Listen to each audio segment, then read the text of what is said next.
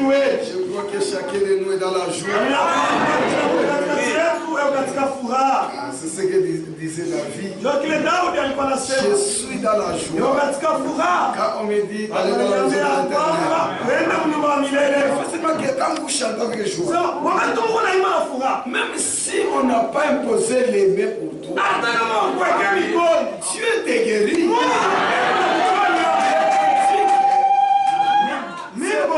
Les hommes et les femmes qui sont délivrés.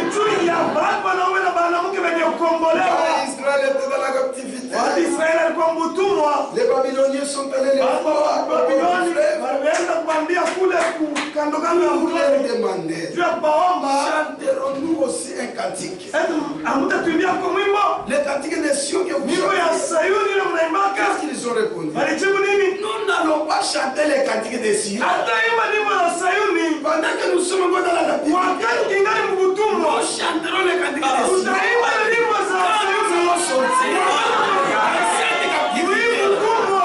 sortir, nous sommes sortis.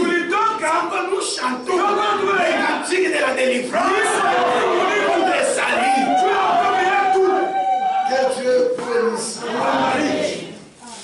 Je remercie notre ancien. Que Dieu vous bénisse beaucoup. Je m'apporte aussi accorder ce temps pour vous apporter la parole. Que Dieu le bénisse richement. On bénisse aussi les anciens, dans ces Katinga aussi. Que Dieu vous bénisse. Qu'il bénisse tous les frères, tous les sœurs qui venaient aussi écouter la parole. Que le Seigneur Dieu vous bénisse. Que Dieu vous bénisse spirituellement et matériellement pour l'avancement de cette œuvre. Notre Dieu, il est le rémunérateur de tous ceux qui les cherchent. Nous pouvons nous tenir debout.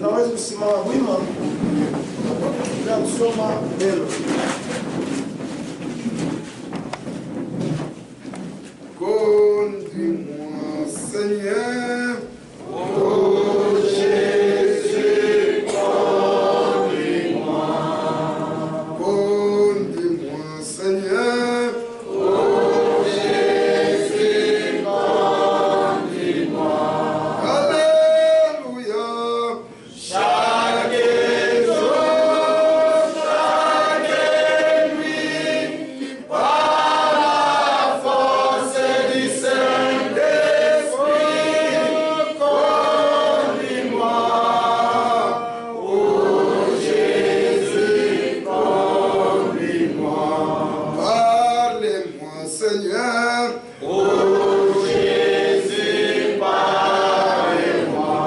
Parlez-moi, Seigneur. Oh Jésus, parlez-moi. Oui, Seigneur. Chaque jour, chaque nuit, par la force du Saint-Esprit, parlez-moi. Oh Jésus, parlez-moi. Prions ensemble en bref. Seigneur, notre Dieu et notre Père, nous te disons merci ce matin. Nous te donnons nous voyons que ça doit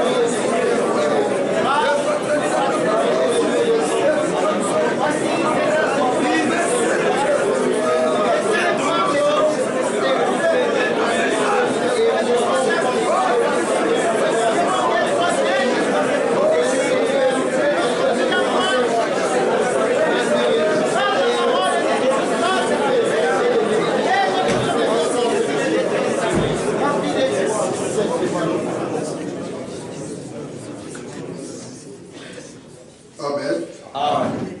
Nous lisons toujours dans notre écriture, dans Hébreux 10, chapitre 1, verset 26. Car si nous péchons volontairement après avoir reçu la connaissance de la vérité,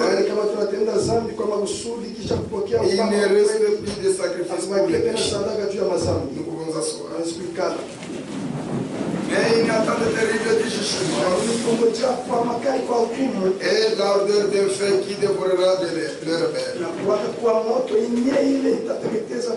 Celui qui a violé la loi de Moïse, mais sa miséricorde. S'il a déposé deux ou de trois témoins, et quel pile châtiment pensez-vous que sera jugé? Digne, celui qui aura foulé aux pieds les fils de Dieu, qui aura tenu pour profane le sang de l'alliance, par lequel il a été sanctifié, et qui aura outragé l'esprit de la grâce. Car nous connaissons celui qui a dit, à moi la vengeance, à moi la rétribution. Et encore, le Seigneur jugera son père. C'est une chose terrible qu'elle est tombée entre les mains du Dieu vivant. Paul dit aux Hébreux, si nous péchons volontairement, après avoir reçu la connaissance de la vérité, il n'y a plus de sacrifice pour les péchés. Et quand tu révèles tes manquements, et quand Dieu révèle sa volonté, marchez à sa volonté, marchez à cette vérité. Dieu ne veut pas te parler enfin. Comme vous êtes assis là, vous êtes je ne sais aucune personne. Je ne sais pas les noms de chacun. Je ne connais pas vos maisons. Mais Dieu connaît chacun de nous. Et quand Dieu parle, et Dieu touche ta vie. Ma soeur, n'a dit si ce n'est pas ton cœur. Dieu, il n'est pas un grand-père. Non, on n'habitue pas Dieu. Il reste Dieu. Aucun homme, personne ne peut résister à sa volonté. Ce qui vous attend, c'est le jugement. Et il est terrible de tomber entre les mains du Dieu. C'est pourquoi Paul dit aux Hébreux, prenez garde frère, qu'aucun de vous n'ait un cœur mauvais. Prenez garde. Parce que Dieu ne parlait pas en vain. Et nous sommes au temps où chaque élu de Dieu doit expérimenter l'obéissance totale de la parole de Dieu. Oui, ne soyez pas des formalistes, mais soyez une chrétienne spirituelle. Un chrétien spirituel. Écoutez ce que Paul dit aux Hébreux. Il dit ceci. Hébreux chapitre 3 verset 12. Prenez garde frère. Quelqu'un de vous n'ait un cœur mauvais. Et incrédule. Au point de se détourner du Dieu vivant. Quelqu'un n'ait un cœur mauvais. Et incrédule. Au point de se détourner du Dieu vivant. On vous présente la vérité. On vous présente la volonté de Dieu. Et quand tu détournes à cette volonté, c'est le jugement qui vous attend. C'est pourquoi quand vous venez à l'église, surtout moi et madame, ne venez pas à l'église. Ne pouvez pas sur une mutualité. Tu es dans l'église, tu joues avec l'enfant, tu forces l'enfant à pleurer, tu fais passer ton temps pour rien.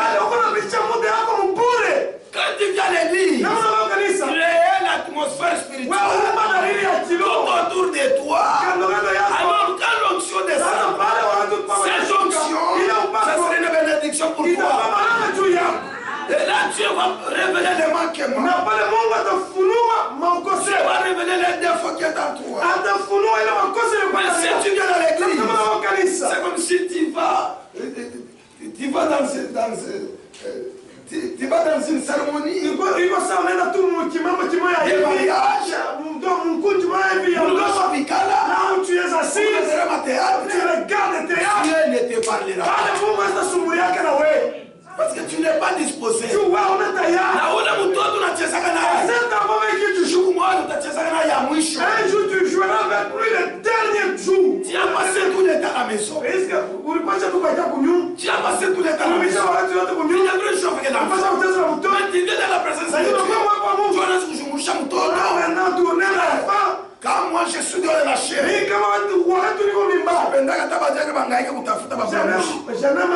je n'aime pas que les diables cherchent qui réveille. À part l'évangile, la parole, réveille les élites de Dieu. Cette parole, quand elle est en train de parler, dans le cœur des élites, il y a un fait qui est en train de briller. C'est pourquoi Paul a dit au Thessaloniciens, n'éteignez pas les feux. N'éteignez pas l'esprit.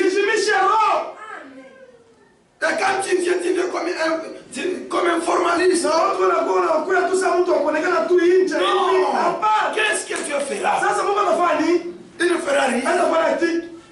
On est là. Dans la présence de Dieu. Je ne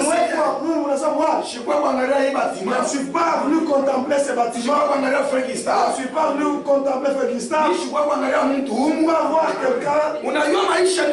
Tu connais la vie que j'ai. Tu connais les difficultés que j'ai. Tu connais l'enfant dans lequel et si toi tu vas faire grâce, personne dans ma vie.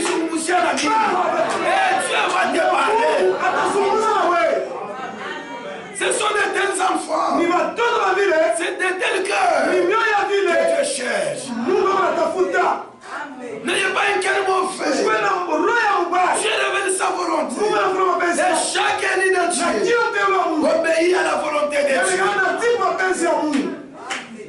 Et c'est pourquoi Paul dit, après avoir connu la volonté de la vérité, entendu la vérité, et que tu refuses, tu pêches volontairement, il s'oublie les sacrifices. Et Pierre dit, un chien, il rentre toujours sur ses vomissures. C'est quoi Hébreux 6? Verset 1. C'est pourquoi, laissez les éléments de la parole de Christ tendant à ce qui est parfait. Hébreux chapitre 6, verset 1.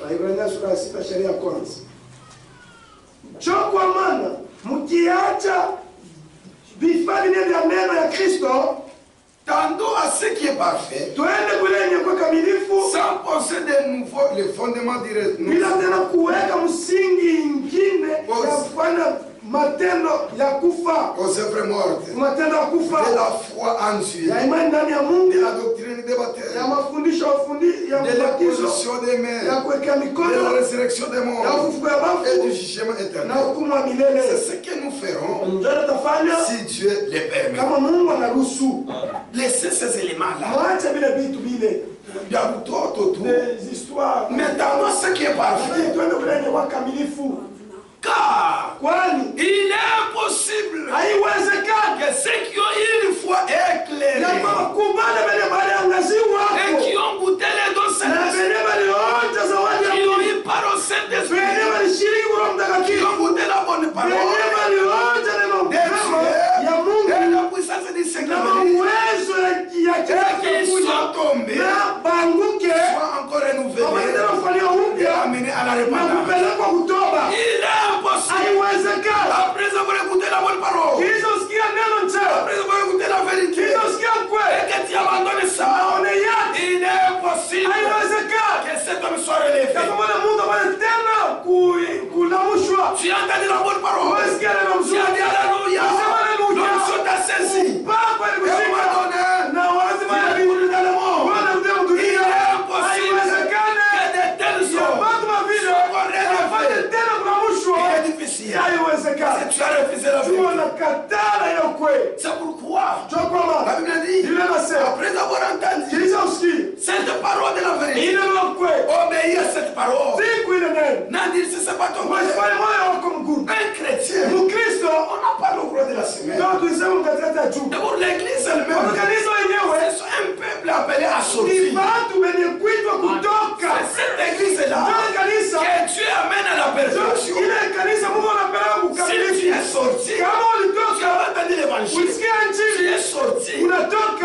parole, cette même parole va t'amener à la perfection. C'est pourquoi je vous ai dit, aina kanisa yote aina kanisa pana. Toute église n'est pas une église. L'église, Kanisa, ce n'est pas la mutualité luba. ana mkunji tu ya baluba. Ce n'est pas la mutualité hemba. Ana mkunji ya bahemba. Ce n'est pas la mutualité kasaye. Ana mkunji ya Ça, wakasai. ce n'est pas l'église. Ila kanisa. L'église, Kanisa, c'est un peuple appelé à sortir. taifa inakuwa kutoka. Comme vous êtes là, Kama kwamba on ne peut pas dire que nous nous sommes, Paulo dit, nous ne connaissons personne, c'est nos chiens. Personne. Une église à Lubumbashi, kanisa mwa Kulumbashi il faut pas Kasaye. toujours de Kasaye Ici à Lubumbashi, ce n'est pas une église. kanisa Une église à Lubumbashi, il faut pas Luba. ya toujours de Ce n'est pas une église. kanisa Une église à Lubumbashi, kanisa Kulumbashi il faut pas Yamba. toujours de Yamba C'est kisha la belle Lubumbashi. C'est la belle église. ila kanisa Même si tu fais la rise, hata mwana kwa mchaji unaita badiakre, tu mets le diable bakabila ingine, les autres tribus pour flatter les gens. tu ya kulana Tu vas flatter les gens, mais tu ne flatteras pas Dieu. Tu ne flatteras pas Dieu. L'église commence avec la parole, kanisa nazana neno avec l'évangile. na injili Même si vous êtes à trois, si l'église commence comme ça, c'est ça l'église de Dieu. kanisa Mungu ile Et là vous sortez, sur base de ce que vous avez entendu. ni ule msingi kile Vous msikia avez entendu quoi? La parole. neno Ce n'est pas la prière. ayo maombi. Tu vas voir que nous tumishi. Est-ce que ton père est un serviteur? Munaanza malombi munyumba. Vous commencez la prière dans la Kanisa inaanza. et l'église commence. Hapana. Ile ni yako na ya baba yako. Hata unakuja million. Même si vous devenez un Il million, n'aura pas le seulement du Saint-Esprit. Amwachane na katedrale. Il y a beaucoup de gens. Nous dépassons même. Mais dans les faux, Lakini mbongo, ils sont dans les faux. ils sont nombreux. Même ami, Vous ne pouvez pas commencer l'église hamwezi kuanza kanisa. sur base des erreurs du pasteur. Yule ya makosa ya mchungaji.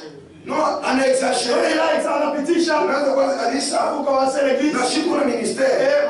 Hata ule yanzi. Même si vous Hata malaika ne msuteli. même si l'ange vous soutenez, C'est son église. ni kanisa yake. Paulo a dit, même si un ange du ciel qui a vécu notre évangile, Anahubiri jina la en dehors de celui-ci, kuliko il hii. soit anathème. Kanisa. Frère, nous ne craignons pas les hommes. Ndio mama Nous craignons Dieu. Nous craignons Dieu. unaomba Mungu. Comment expliquer, frère? Na unaleta fasiria. Un frère qui est en Afrique d'ici, Huyu mwana toka Afrika du Sud, anaenda Bulaya, il va que Dieu m'a envoyé pour aller commencer l'œuvre en France. Mungu alituma niende nianze kanisa ku France. Il arrive en France. Sasa ku France, Kanisa, l'église, nous sommes pas il y congolais. a toujours des Congolais. Hata passer Kisimba wetu anaenda kuwasoutenir. Même si notre frère qui s'y malade, Ataenda wampatie tu transport routier. il est là, on va lui donner le transport. Aina anataka kusema Mungu anaenda kushuka hapo. Dieu, il va y descendre là. Amen. C'est le mensonge. Il est bon. Dieu qui t'envoie en France. Mungu anatoka ku France, Achille de convaincre les Français. il peut échouer de convaincre watu wa France. Si Dieu t'envoie en Amérique, Kama Mungu anatuma wa Amerika, même tu es là, il convaincrait les Américains. Un Dieu qui t'envoie en Afrique d'ici, Mungu anatuma wa Afrika du Sud, ne convainc pas Congolais. il convainc seulement watu wa Kongomani. Kutoka Kumujimai, Iende Mbushimai, kutoka Kulumbashi, iende Lubumbashi, kutoka Kabinda, iende Kabinda, anakuta Afrique il d'ici. se retrouve en Afrique du Sud. Hata kanisa benedictine Même si mzuri. cette église est bien bâtie, Un élu ne tremble pas ça. Ce qui fait trembler un élu, c'est la parole de Dieu. Tu arrives en Afrique d'ici. Afrique du Sud, Wewe uko nakufa sasa tahubiri mu anglais. toi, tu veux prêcher en anglais, Bwana wako anashuka kwa Dar es Salaam. Ubiri tu mfransa, wote ni wetu na. prêche en français, tous sont congolais. Tulianza sema ni basili Afrika. Mon passé, c'est Ulisema Mungu anakutuma mu Afrika d'ici. Dieu sera comme Dieu t'a envoyé. Anafahamu vile unacheza na neno ya Vous Mungu. voyez comment les gens sont en train de se jouer de la parole de Dieu. Nous n'allons pas être enlevés au ciel. Hatutenye kuliwa kumbingu, Sur base des influences des gens. juu ya mavuto ya watu.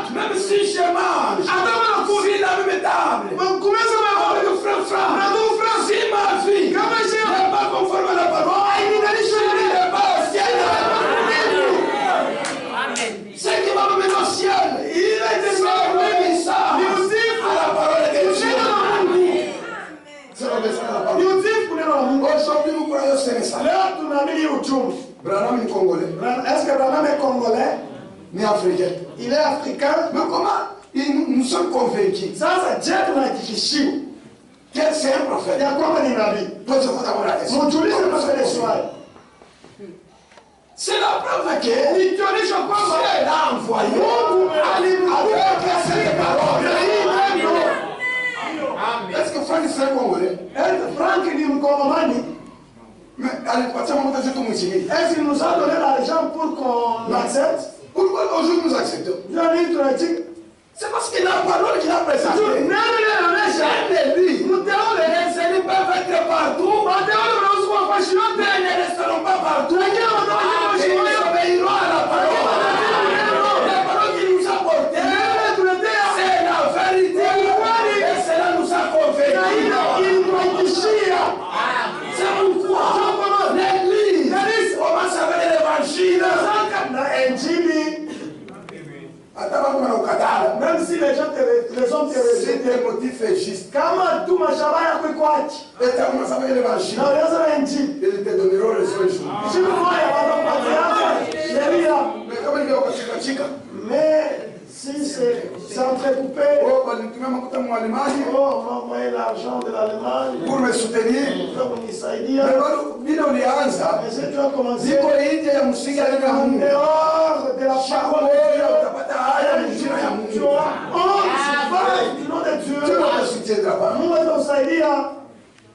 C'est pourquoi Ndio kwa maana l'église, kanisa c'est un peuple appelé à sortir. ni taifa imekuitwa kutoka, Et nous sommes appelés à sortir. na tumeitwa Et kutoka. quand nous sommes sortis, Basi on tulitoka a entendu la vérité. tumesikia ukweli, Et cette na vérité, hiyo ukweli chaque enfant de Dieu mtoto wa Mungu qui est né de nouveau mzaliwa jipya doit obéir anapaswa kutii à cette vérité. kuilinda ukweli, Et quand tu n'as plus de cela, na watu wanaikataa, il n'y a plus de sacrifice. hakuna tena sadaka. Parce que tu as refusé la vérité. Ndio wewe unakataa ukweli.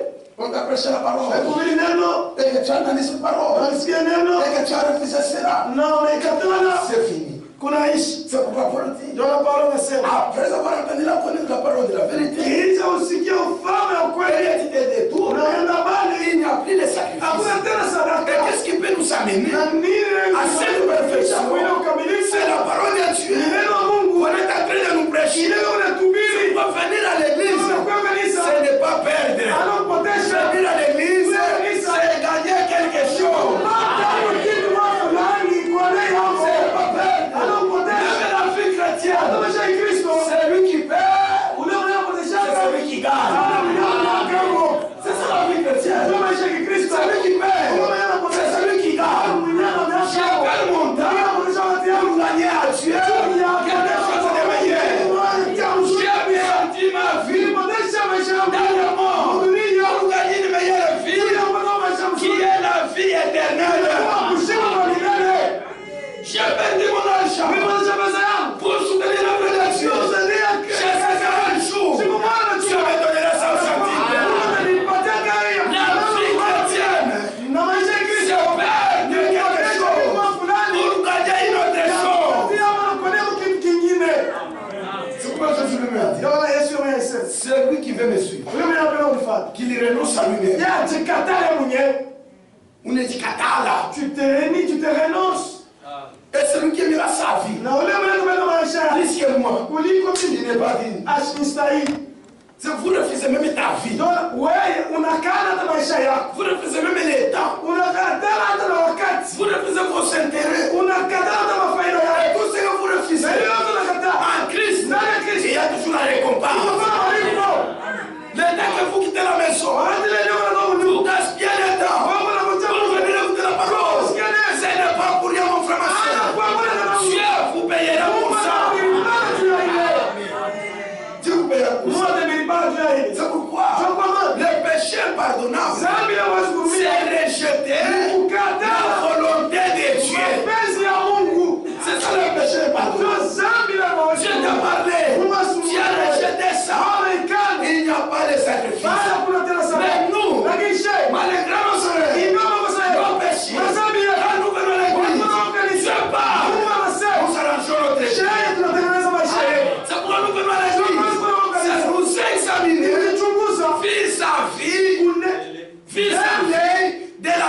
de Dieu.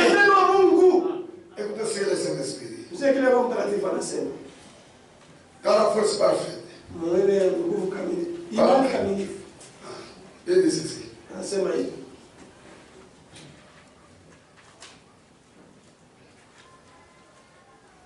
On va aller au 43. Mawazo 13.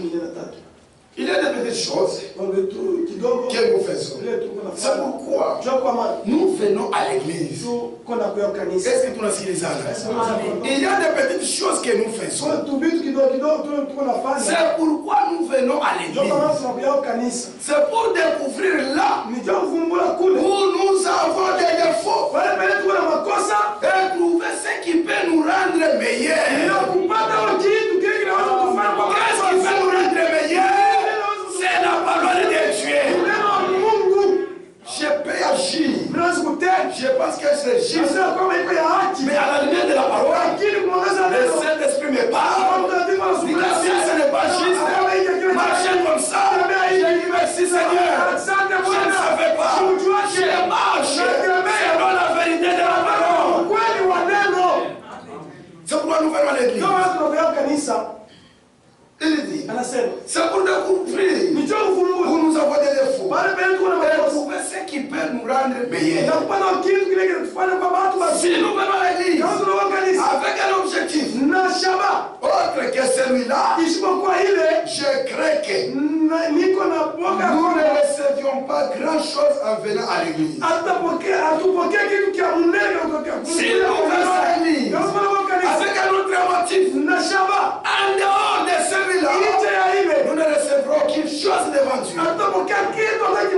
Mais si nous venons à l'église pour nous examiner par rapport à notre vie, Dieu nous donnera quelque chose.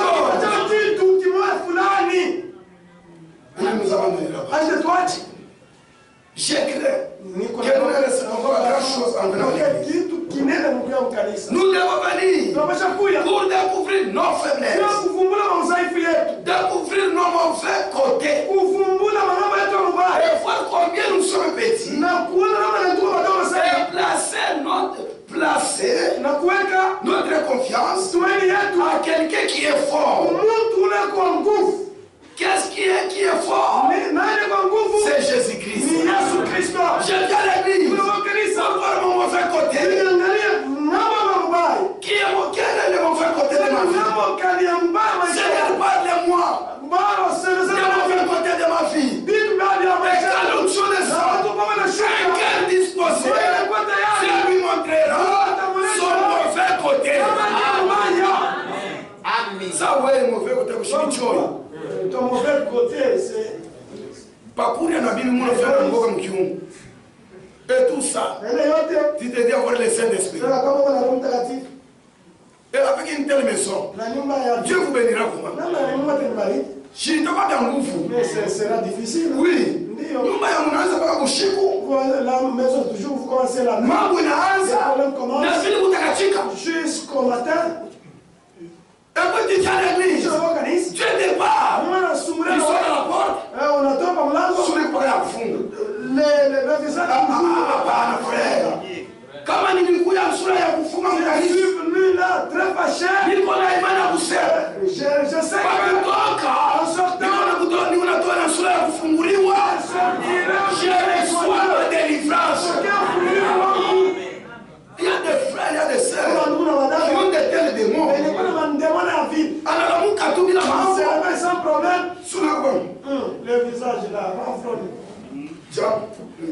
Bonjour. Le visage toujours comme ça. Non, même dans l'église. On pensait que c'est l'onction. Que c'est la part qui l'écoute à l'autre. Léo frère, je vous demande au nom de Jésus-Christ, n'accepte pas cet état. Tu es un enfant de Dieu. Ça, c'est le lieu du diable. Tu vas demander à Dieu, Seigneur, délivre-moi de cet état. Ne m'abandonnez pas. C'est pourquoi nous faisons l'église. Parce qu'elle est salie. Exige une obéissance totale à la parole de Dieu. Et chaque année de Dieu va expérimenter Il doit expérimenter la véritable sanctification. Non, il doit expérimenter la véritable justification. Et arriver à chaque individu, ça doit expérimenter cela. Ça va être une réalité de sa vie.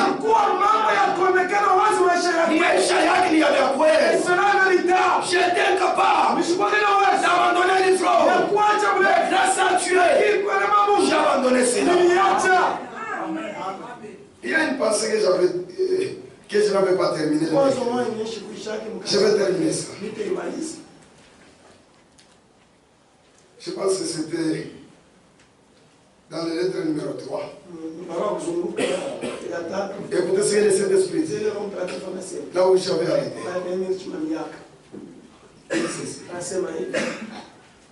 Lorsqu'il s'agit de la rédemption, une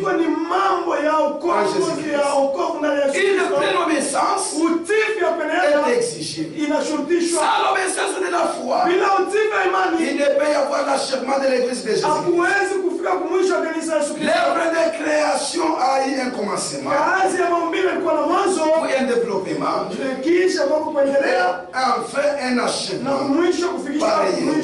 L'œuvre du salut et aussi un commencement, un développement, un achèvement avant la fondation du monde. Dieu avait vu déjà l'église dans la gloire devant sa face. C'est l'église sans tache, ni ride, ni rien de semblable, une église purifiée. Et cette église-là, c'est toi qui es en Christ. Et en Jésus-Christ, crucifié, Dieu a tout accompli. En Jésus-Christ, Dieu a tout accompli. L'œuvre du salut, Jésus lui-même à la croix, lui-même a crié que Seigneur, tout est accompli.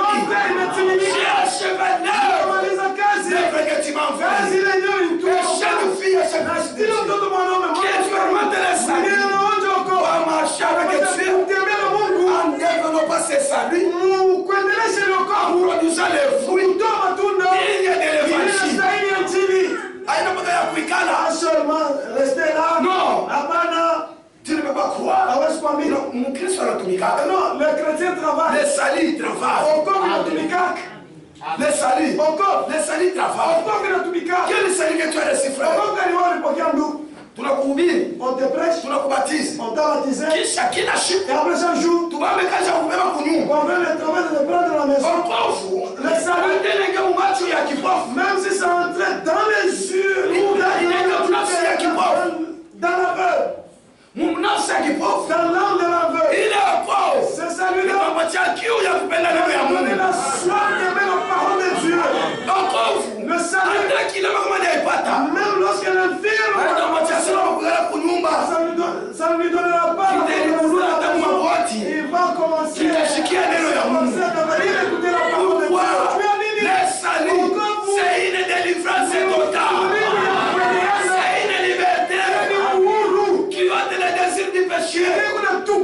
Je ne pêche pas. Je ne crée pas l'église. Je ne pêche pas. Je suis libéré. Par le Seigneur Jésus-Christ. C'est pourquoi je ne pêche pas. Si on change seulement la prédication, tu sais, mais tout, frère. Pasteur, oui, tu as pas de bagarre. Que notre pasteur nous marchait. Mes frères et sœurs, on a marché longtemps dans l'ignorance pour condamner les mèches et les vernis. Vous devez nous pardonner, c'est les mensonges. Vous devez porter ça. Et même les pantalons. Dieu voit les cœurs. Il ne voit pas l'extérieur.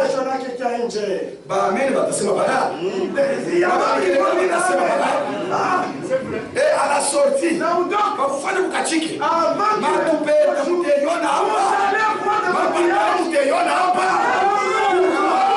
l'occasion a été donnée.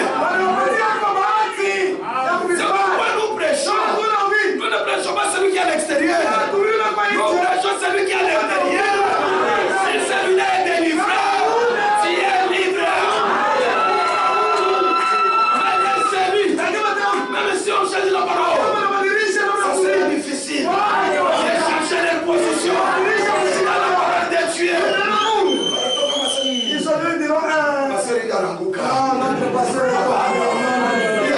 Ça, c'est pas la date. Comment il peut nous prêcher qu'on porte les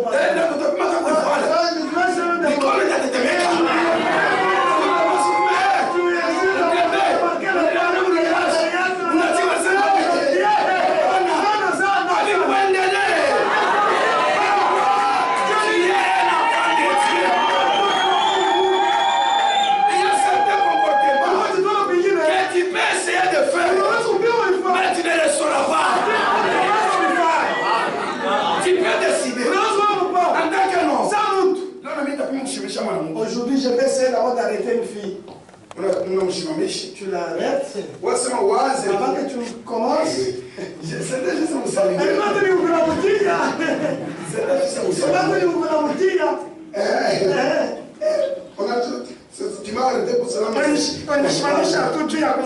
Pourquoi? Le Saint-Esprit a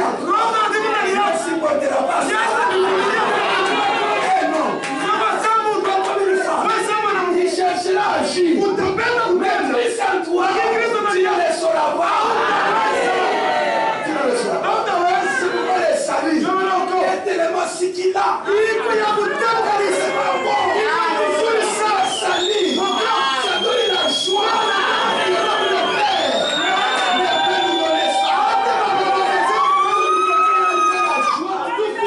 Dans aucune chose. Si c'est de la pourquoi? Tu es libre, je suis libre. Tu es comme nous. Même si je suis dans la forêt, il n'y a pas de pasteur. J'ai un grand pasteur à moi. Qui est là? Il est en train de me surveiller.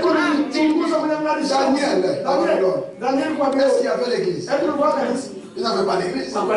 Shadrach et Meshach.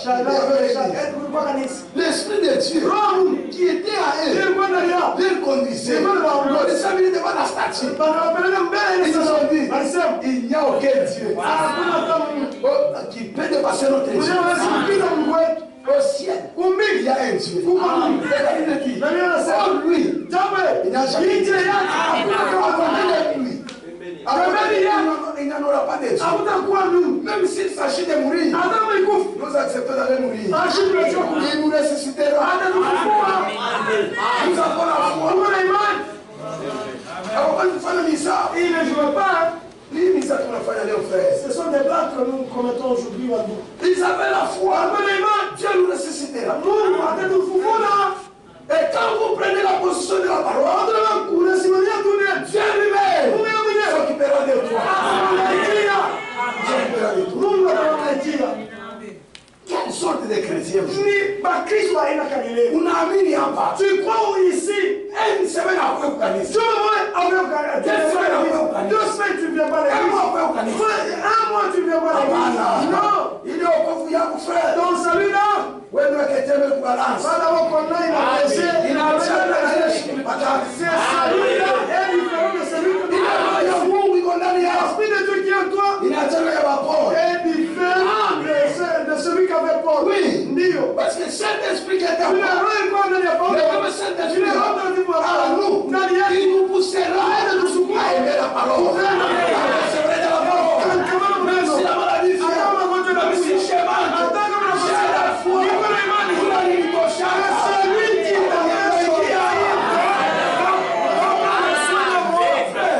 vous avez Dieu patron. Patron. Notre Dieu, il a tout. Rien ne manque à lui. La richesse, c'est pour lui. L'argent, c'est lui. Lui-même, il n'a pas l'argent. Il n'a pas la richesse. Lui-même, il est la richesse. Lui-même, il est la richesse. Et quand vous l'avez, vous avez la richesse. Vous avez la richesse. C'est Dieu ici. Il est descendu. Il a pris la chair humaine. Ce n'était pas pour l'amour des animaux. Même pour l'amour des âmes. C'est ta force de ton amour. Quand il t'a aimé, est-ce que c'est Dieu là? Il est incapable de te rétablir. il est capable. Mais ce que tu fais, si tu es là, il est capable de délivrer ta maison. Non, notre Dieu, c'est un Dieu puissant. Et même ce matin, il est au milieu de nous. Il n'est pas capable. C'est toi qui le fais capable. Dans l'église,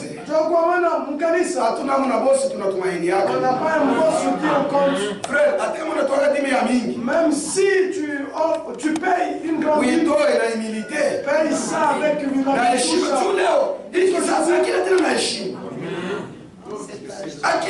Cet âge n'a pas de respect. C'est pourquoi vous cherchez. C'est pourquoi plus le péché abonde. Ce qui est grave aujourd'hui. Plus le péché abonde.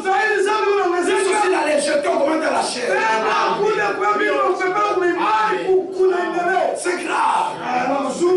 Plus le péché abonde. C'est l'air où les chefs méchants doivent se tenir de la chair. Chaque chose à son nom. Mais aujourd'hui c'est grave. Ce n'est pas pour rien que Jacques a dit qu'il n'y a pas beaucoup d'enseignants. Il y a passé le Dieu de Mfundisha. Dieu Mfundisha dit ça. Si c'est le pasteur qui a dit. Si j'ai bien ici. Officiellement, c'est quoi Mfundisha? Moi, si m'appelle, je enseigner. Alors que moi, je ne sais même pas. Je ne peux pas forcer les choses que je parce qu'on est fondé français à l'université. Tu as appris le français à l'université. On a fondé ma somme. Tu as étudié. On a introduction pour préparer les leçons. C'est comment préparer une leçon. Partie introductive. Activité initiale. Activité de fixation. Dieu n'avait pas broché. Je vais commencer aujourd'hui par ici. Je vais terminer par ici. Dans la lettre circulaire, il y a beaucoup d'écritures. Je veux prêcher qui m'aime. Les écritures remplissent. Moi, je suis un pentecôtiste. Vous devez vous jouer de peinture. Nous sommes des éclos. La chair. Laissons-nous la parole. Je ne sais pas amener seulement l'évangile. En parole seulement. Mais avec la démonstration et la puissance du Saint-Esprit. C'est ce que nous voulons aujourd'hui. La méchance aujourd'hui. Oui, frère. Oui, ma soeur. Si tu n'arranges pas ta vie, le jugement t'attend. Le jugement t'attend. Les grands patrons dans l'église, c'est Jésus-Christ. Celui qui donne la dîme de 1000 francs. Et celui qui donne sa dîme de 1000 francs. Devant Dieu, tous ils sont égaux. Au contraire, celui qui donne de 1000 $, s'il ne tire pas ta soeur, qui voulait qu'il t'embambe. Il sera saisi de l'orgueil.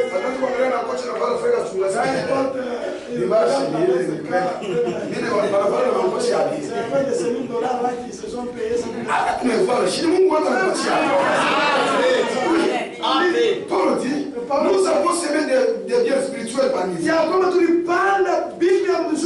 regarde aussi des moissonneurs. Des biens temporels parmi vous. C'est notre Père. C'est notre Dieu. Qui vous met au Skoukubamba. Tu peux être saisi par le spécial. Parce qu'elle est orgueilleuse. Quand vous lui posez la question, dans ta vie, tu peux avoir combien? Vous pouvez dire 10 sur 20. D'abord, 20 sur 25. 20 sur 25.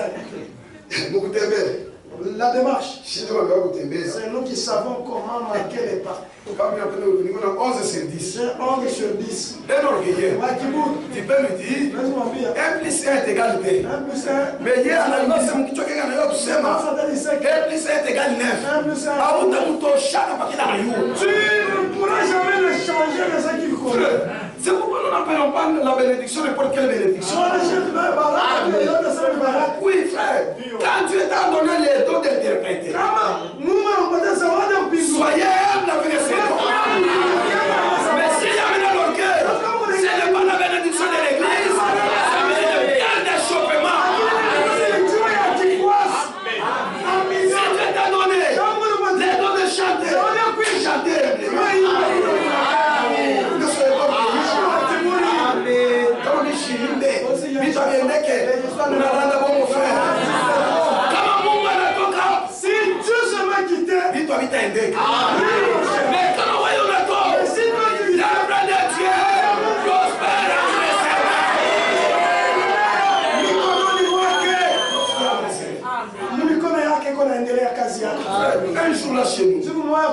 tulifika mu temps difficile. Nous sommes arrivés à un temps très difficile. Dans l'église, il y avait des frères qui avaient des moyens. Tunasema chetu kotizeni tuuze ma micro. Nous sommes fatigués. Il y a une silence. Dieu a suscité non. Nous sommes croisés avec lui. Tu es pasteur. Uko mchungaji? Hapana. Unajuaje? Hapana. J'entends seulement façon d'ongea. Je comprends, j'entends seulement la. Je commence à réfléchir la parole. Je commence à réfléchir. Est-ce que l'élément pasteur? Je commence à douter. Ça peut être chigaté. On a commencé à discuter. Le frère qui est à côté de moi, il me dit on est pasteur. Oui, il est pasteur. Je savais que tu es pasteur. Un jour je viendrai vous visiter. Un jour je viens vous visiter. Et il voit l'église. Ah non. Vous méritez le soutien. Ça tourne à ma bouche. Frère, nous, ushifanishie Mungu fieri juu ya makuta yako. Non, Dieu est capable. Kutuma Mungu. Anafinansia makuta mngeisha mshukuru.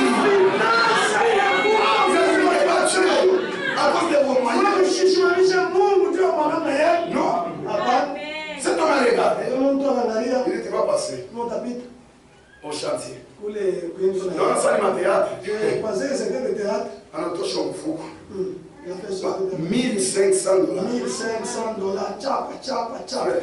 Mais c'est marrant. Il m'a coûté Mungu Dieu l'église. Nous sommes allés au centre-ville. Il ne s'est pas limité par là. Parce que non, je veux. Vous avez acheté, mais il y a quelque chose qui manque. Qu'est-ce qui manque? Nous on avait besoin de micros. Il reste là. Le jour du mariage était venu. Il était venu. Il a entendu la prédication. C'est comme ça que vous prêchez. Qu'est-ce que je peux faire? Parce que j'ai fait l'élément qui est Dieu est ton guide de foi. Frère, quand Dieu révèle sa volonté, obéir à la volonté de Dieu.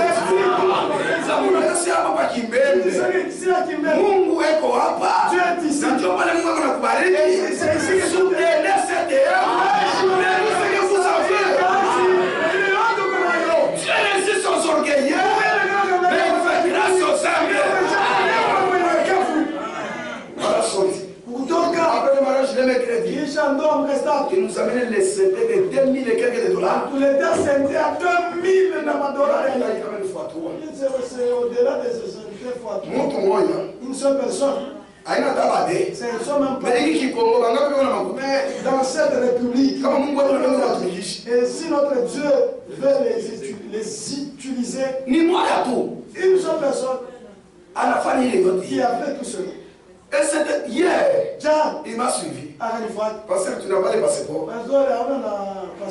Il faut que je t'achète les passeports. Lundi, on a fait le passeport. Lundi, on va déjà commencer. Tout ça, je vais vous dire quoi? Les démarches pour obtenir le nous vous prêchons la vérité. Vous êtes convaincus que c'est la vérité. Mais pourquoi vous ne soutenez pas cette vérité?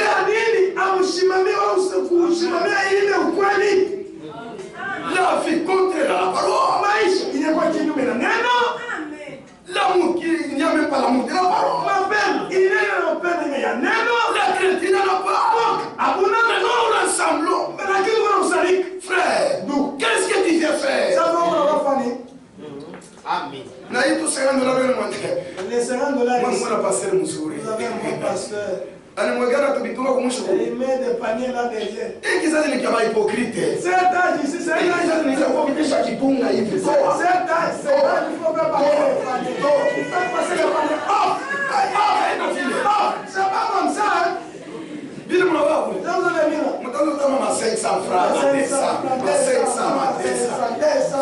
C'est l'âge des hypocrites.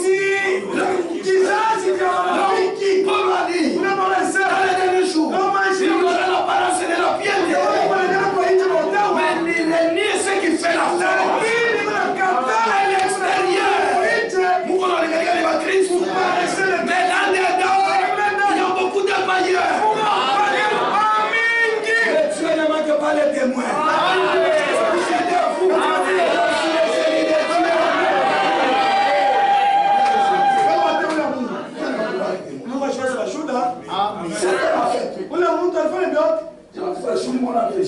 J'espère que ce jour-là, vous l'avez vu, frère. Il est le responsable d'une société.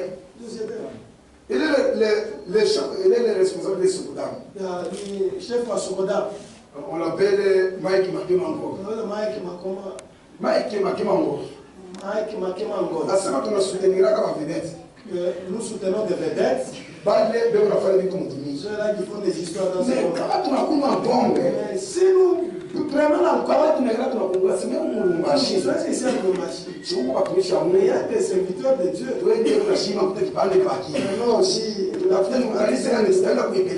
où est-ce qu'on peut offrir dans quel monde? Et c'est comme ça que nous servons Dieu. Même s'il faut ça dans les aventures. Mais à cause de cela, Dieu les bénira encore. Pendant que cette onction sur moi, Dieu les bénira. S'il avait soutenu les frères de Dieu, même ce matin, il manque de soutien de Dieu. Soyez bénis au nom de Jésus. C'est pour amener les élus de Dieu à l'obéissance conforme. Nous prêchons. Nous ne prêchons pour révolter les gens. Non. Celui qui nous soutient, c'est Dieu. Tu as trouvé grâce. Tu as donné ça, c'est la vérité. Même si tu n'as rien, soutenez ça. Dieu te bénira. Ne donnez pas l'occasion à celui qui a beaucoup. Et pour le frère dans les lacs, comme celui qui a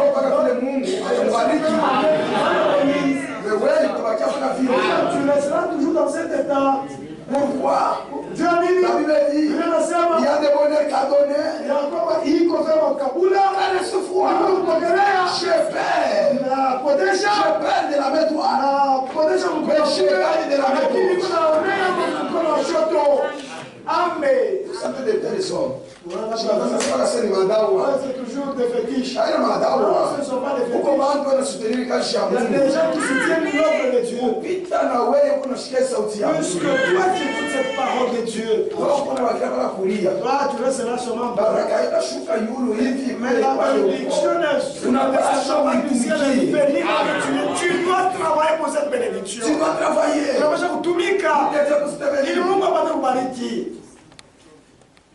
Écoutez ce que les Saint-Esprit. Par l'offrande du sacrifice de sa vie, il a racheté les siens et tous ceux qui se laissent sacrifier par lui seront amenés à la perfection. Et ils attendront les bites. Et l'œuvre de la rédemption est conduite de nos jours à sa perfection par Dieu, enfin conformément à sa parole. Et puis il puisse se reposer le 7e jour. L'œuvre de la rédemption. À nos jours ici, chaque fils et fils de Dieu qui est né de nouveau, Dieu lui conduit à la perfection. C'est pourquoi Dieu a établi les 5 ministères. C'est pour amener l'église à la perfection. Et cette perfection, Dieu traite avec les élus. Ce n'est pas les païens. Non. C'est lui qui est né de nouveau. Il peut arriver. Il tombe dans le péché. Il ne restera pas dans cette vie. Il va se relever. Pourquoi? Ce n'est pas sa vie. Il va se relever.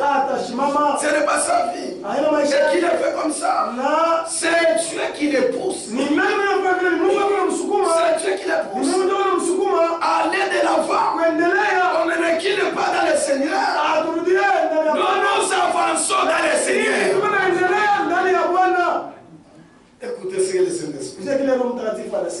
Dans les péchés pardonnables. S'il y a le visiteur, il ne soit pas chopé puisque nous lisons Branham.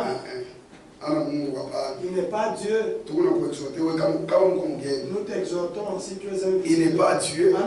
Mais dans cet âge, Dieu nous a envoyé un prophète avec un message de restauration, un message de rétablissement.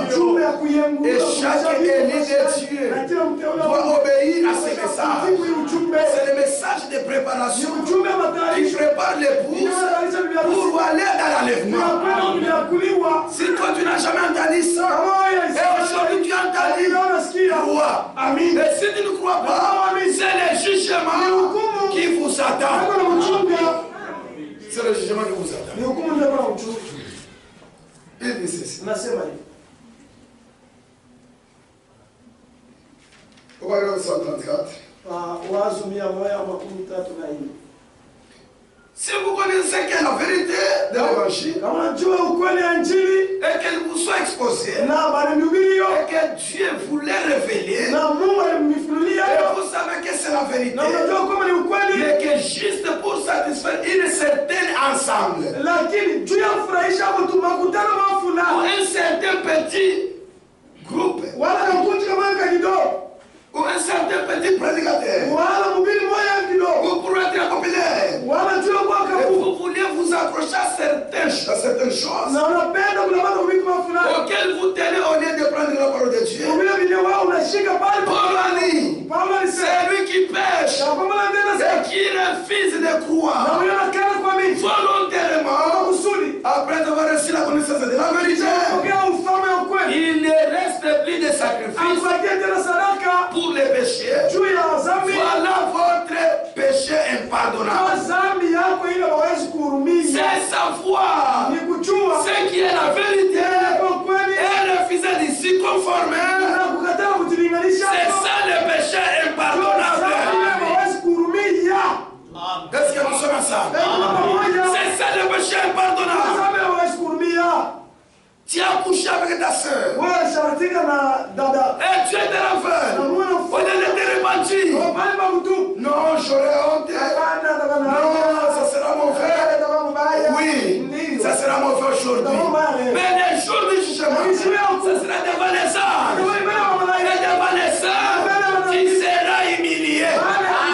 C'est pourquoi aujourd'hui, quand tu te pars, non, ce n'est pas ton cœur. Il est terrible de tomber entre les mains de Dieu. Qui peut vous délivrer? Si tu t'abandonnes, si tu résistes aujourd'hui avec cette vie, c'est la grâce de Dieu. Arrange cela. C'est pourquoi Osée dit ceci. Et vous savez Osée.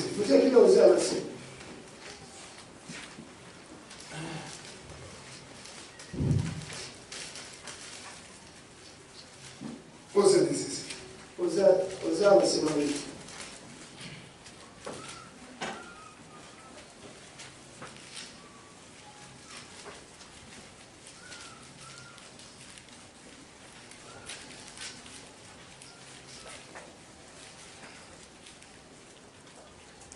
Osée chapitre 1. Osea sura ya kwanza. Chapitre 4. Verset 6 à 9. Mon peuple est détruit.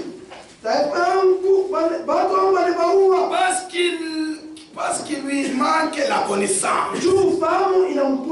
L'homme meurt par manque de connaissance.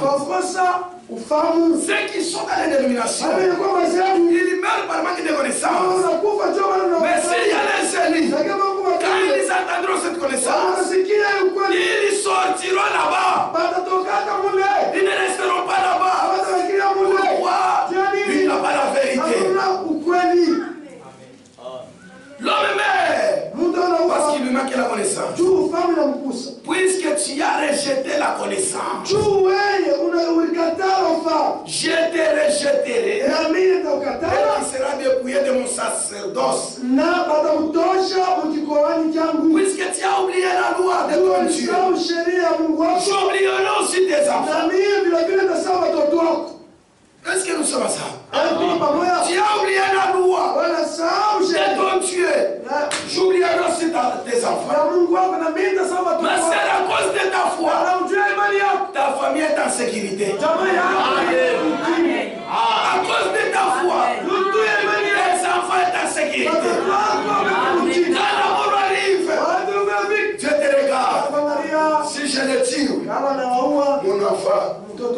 sera blessé. À cause de toi, tu as arrêté ça.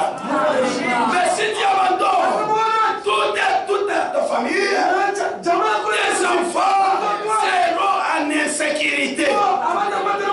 La foi en Christ sécurise toute la famille. C'est pourquoi il dit, si tu m'oublies, j'oublierai aussi tes enfants. Maintenant, écoute, plus ils se sont multipliés, plus ils ont péché contre moi. Je changerai leur gloire à l'ignominie.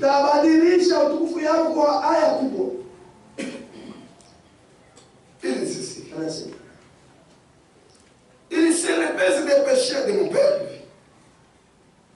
Il se répète des péchés de mon peuple.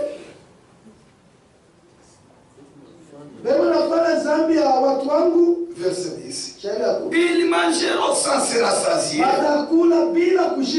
Et ils se prostitueront sans multiplier. Bila kuzidisha.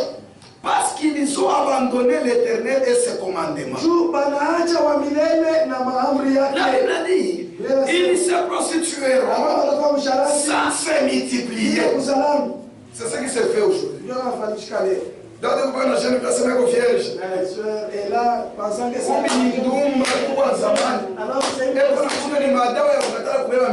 prend des médicaments pour qu'elle ne tombe pas enceinte. Mais on peut placer mes vierge. Mais alors comment est-ce qu'elle est vierge? Ce sont des pilules qu'elle prend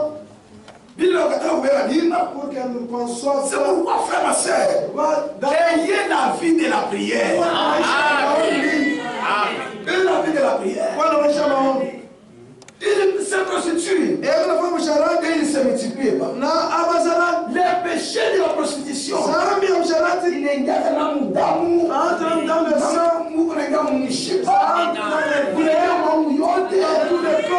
péché mélangé avec les sangs. Et ce péché-là, ça ne doit pas être parmi vous. Il y a certaines choses qu'on ne peut pas trouver parmi vous. Non. Aujourd'hui, tout ce que le monde font, ça commence à entrer dans l'église. Tout le monde adore Dieu. Les dimanches aujourd'hui, tout le monde sonne les églises. Quelle serait la différence? Il y a qu'une seule différence. Qui peut se passer pour ce monde? C'est la vie de Christ. Dans les gens regardent, s'il y a des chrétiens, ces gens sont des chrétiens. C'est pourquoi le prophète dit ça. Il dit ça. Au paragraphe 25, toujours dans la même prédication, Dieu a mentionné qu'ils ont la perfection.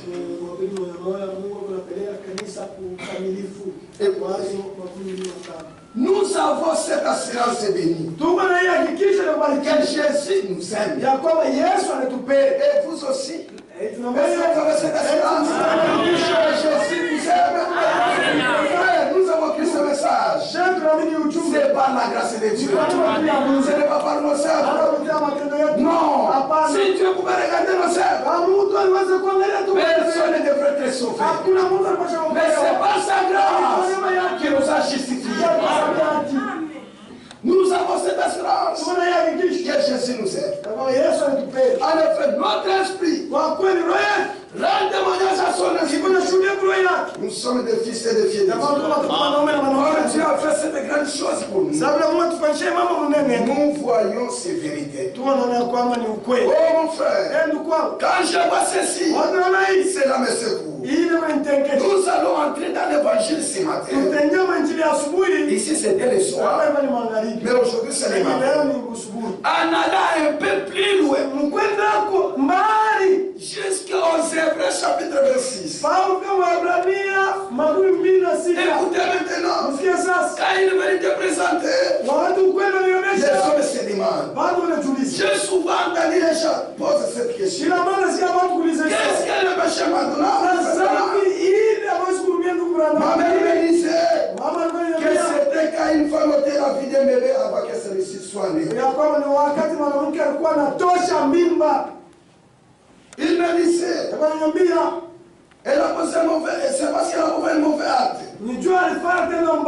Elle n'a pas accordé au petit ami la chance de vivre. Et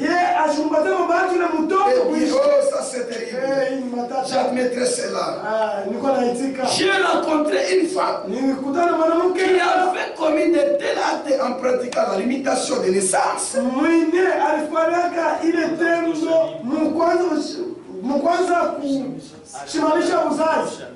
Écoutez, je reprends. Il n'y a pas longtemps, j'ai rencontré une femme qui avait commis de tels actes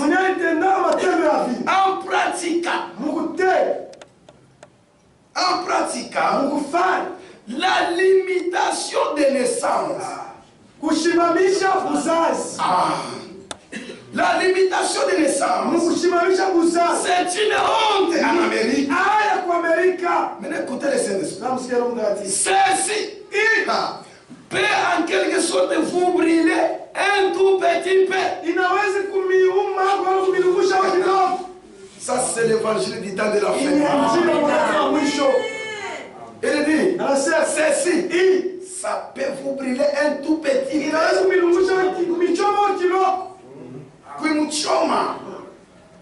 Il a rencontré cette femme qui faisait la limitation de naissance. Et puis il me dit, c'est une honte. Et ceci, ça peut vous brûler. C'est ce qui se faisait aujourd'hui, frère. Quand nous refusons les mèches, nous n'avons pas une écriture. Mais nous avons une écriture qui dit et des choses semblables. N'aimez pas les mondes et les choses qui sont dans les mondes. Mais aujourd'hui, ce que les gens font dans les mondes, il faut des limitations de naissance. Pour refuser l'homme. Avec une grossesse. Alors on l'a piqué. Chaque jour on prend que c'est la civilisation. C'est la civilisation. Et la honte. Dans la chikia. Tu as pas honte des enfants que tu as.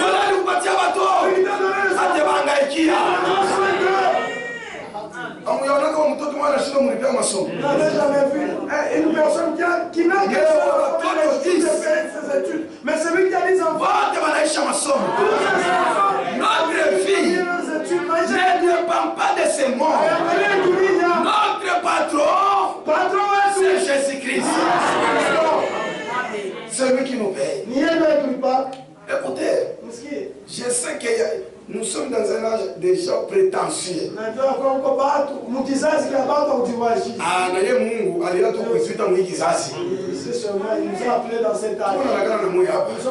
J'espère que vous avez des arguments.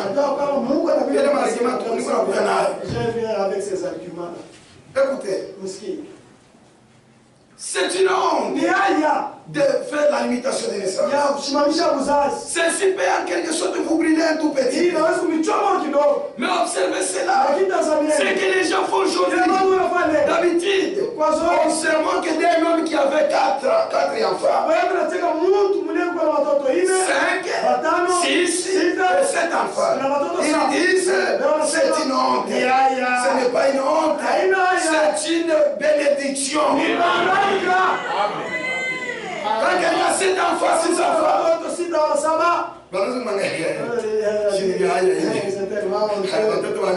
beaucoup d'enfants comme ça. On commence à l'humilier, on va c'est la parole de Dieu. N'est-ce pas pourquoi les prophètes? C'est les prophètes de l'âge. Mais vous le croyez, non? Ok. Il se moque. Aujourd'hui, nous pensons que c'est une femme. Regardez notre femme. Celle qui ne sait pas sortir pour aller au parti des cartes. Parce qu'elle est censée rester à la maison. Pour prendre soin de son bébé. Et bien, on pense qu'il lui manque quelque chose dans sa tête. Non, mon frère, ma soeur. Elle accomplit les devoirs que Dieu lui a ordonné d'accomplir.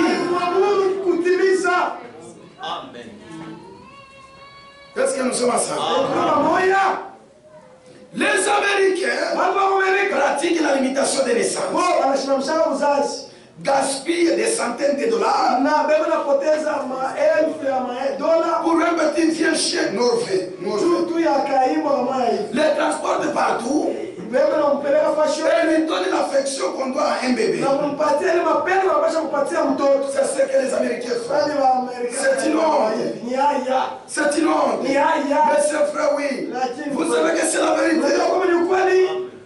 C'est une honte aujourd'hui. Vous ne voulez pas avoir des bébés. Car vous craignez de vous priver de quelque chose.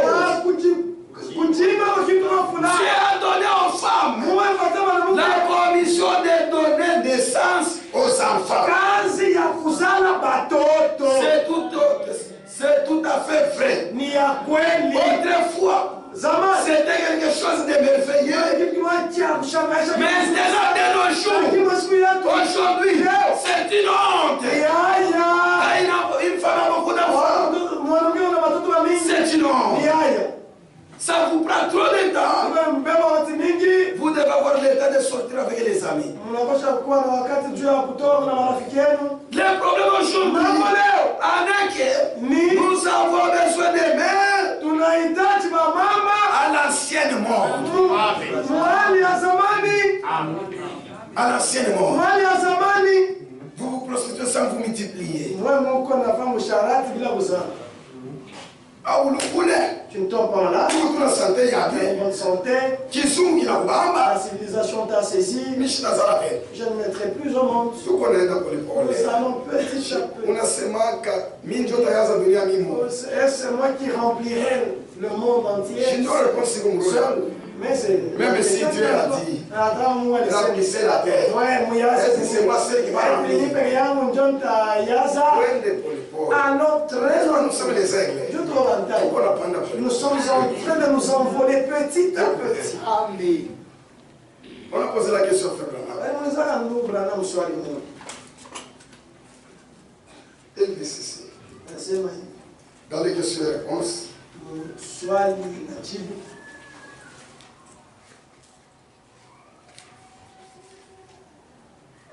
page 929. Page 929. Dans les COD. COD.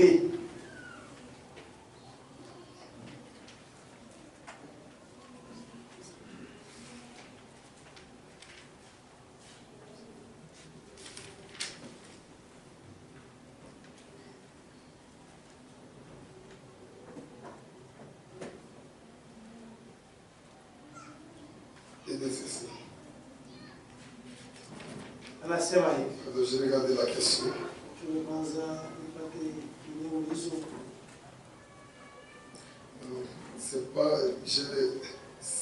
C'est pas Genèse 193, pardon. Page 993.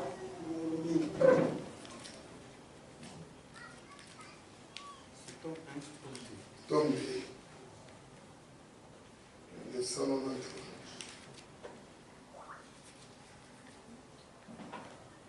Voilà.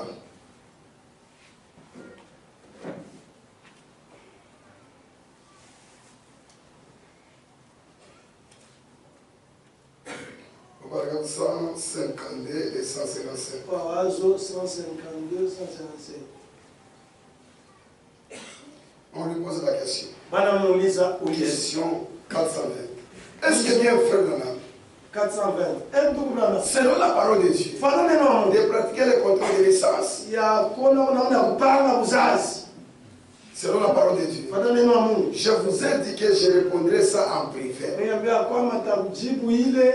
Vous qui avez ces questions, venez me voir en privé. Est-ce que vous comprenez?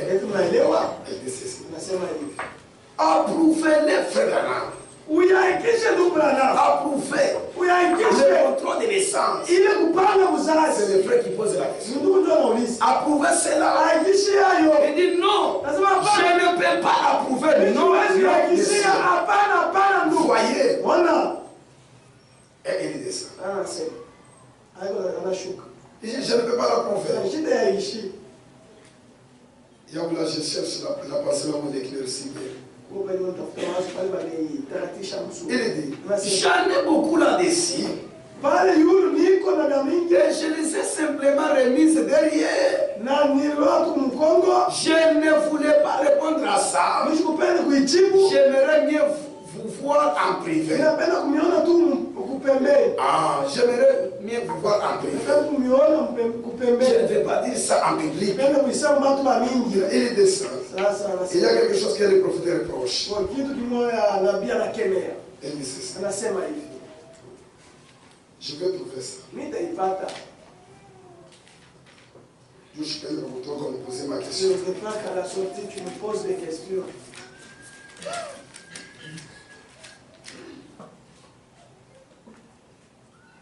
Ok. C'est toujours au page 929. C'est là-bas. Page 929. Question 359. On lui pose, que pensez-vous du contrôle de l'essence? J'en ai eu quelques-unes comme ça dans les entretiens de ce matin. J'aimerais bien parler avec vous personnellement sur ces choses. Vous voyez, sur ces choses. Parce qu'il y a des mots, des choses que je dois dire. Et j'aimerais mieux les dire si le mari et la femme. Il y a une possibilité de le faire d'une façon correcte. Je dirais aussi ceci. Pour parler en général, il y a un certain nombre de jours dans la vie d'une femme où elle n'est pas féconde. Est-ce que vous comprenez très bien? Maintenant, il arrive parfois d'avoir un enfant, ça tuerait une femme. Il arrivera des fois d'avoir un enfant, ça tuerait une femme. Si elle avait un bébé, ça la tuerait. On veut faire attention à ça aussi. Est-ce que vous comprenez? On va faire attention à ça aussi. S'il arrive que la femme elle mourait. C'est la science. Le Saint-Esprit. On va faire attention à ça. Ça, c'est le conseil du Saint-Esprit. On veut faire attention à ça aussi. Faites très attention à ça. Voyez-vous. Vous voyez, il s'agit là de donner la vie. C'est pour ça que vous avez été placé sur la terre. C'est pour donner la vie. Si votre femme est maladive, et qu'un autre, et qu'un enfant, ça la tuerait, je ne ferai pas ça. Je pense que le Seigneur veut que vous le fassiez. Je sais que le Seigneur veut que vous le fassiez. Vous n'avez qu'à venir me voir personnellement. À propos de ces choses, que ça soit discuté en entretien privé, que je vous en parle personnellement, vous voyez alors, je pourrais ressentir. Vous voyez, chaque individu, je peux savoir si les gens me mentent ou non.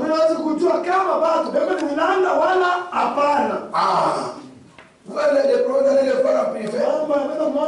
C'est pour savoir si les gens me mentent ou non. Parce que les gens peuvent me mentir. Non, Bibi yangu.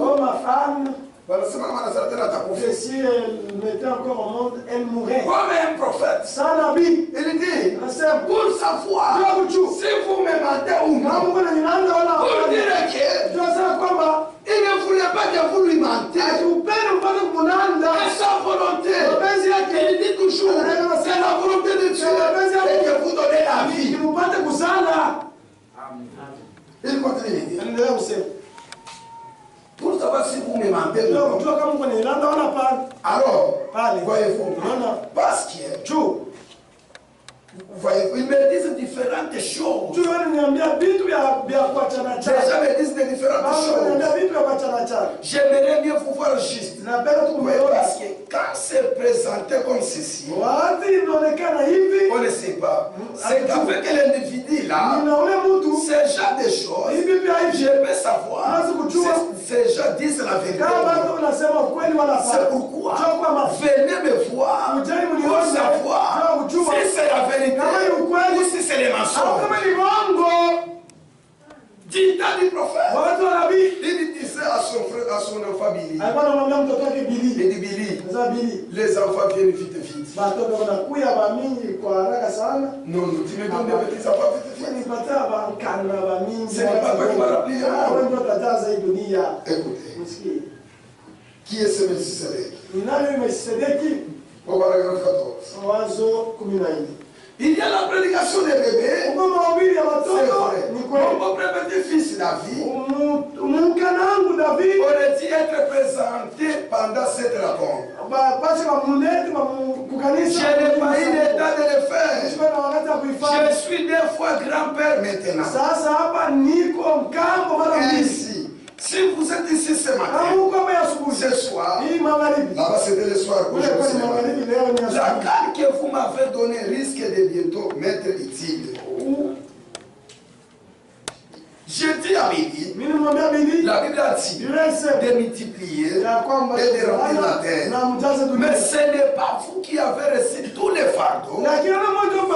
Ces petits enfants viennent vite vite. Est-ce que vous comprenez? Souvenez-vous qu'au début, ma belle-fille était stérile. Et ne pouvait pas avoir d'enfant. Un jour alors que je sortais d'une réunion, le Seigneur me parlait et je dis, Loïs, tu porteras un fils. Et le Seigneur t'a béni. Tes ennuis de femmes sont terminés. Le petit Paul est né 9 mois plus tard. Et 2 mois avant que David entre en scène, sois conscient. Je prenais un matin le petit déjeuner. Loïs et Billy étaient assis en face de moi.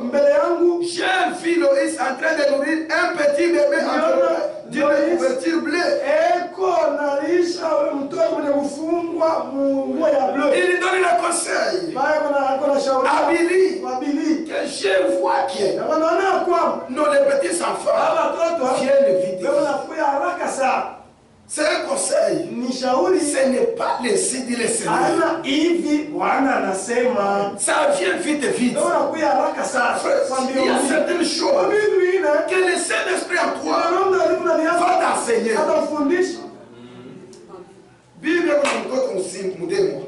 La femme n'a que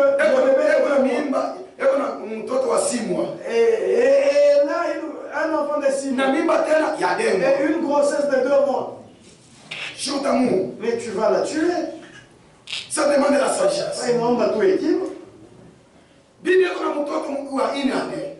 La femme n'a que l'enfant. Et 2 petits frères. Cet enfant a 2 petits frères. Et le frère maltraite la soeur. La fille, c'est un don que Dieu t'a donné. Tu dois l'honorer. Tu dois la respecter. Tu dois aussi l'aimer. Unamzalisha, unachagua makwao, unachagua mama yake, baba yake.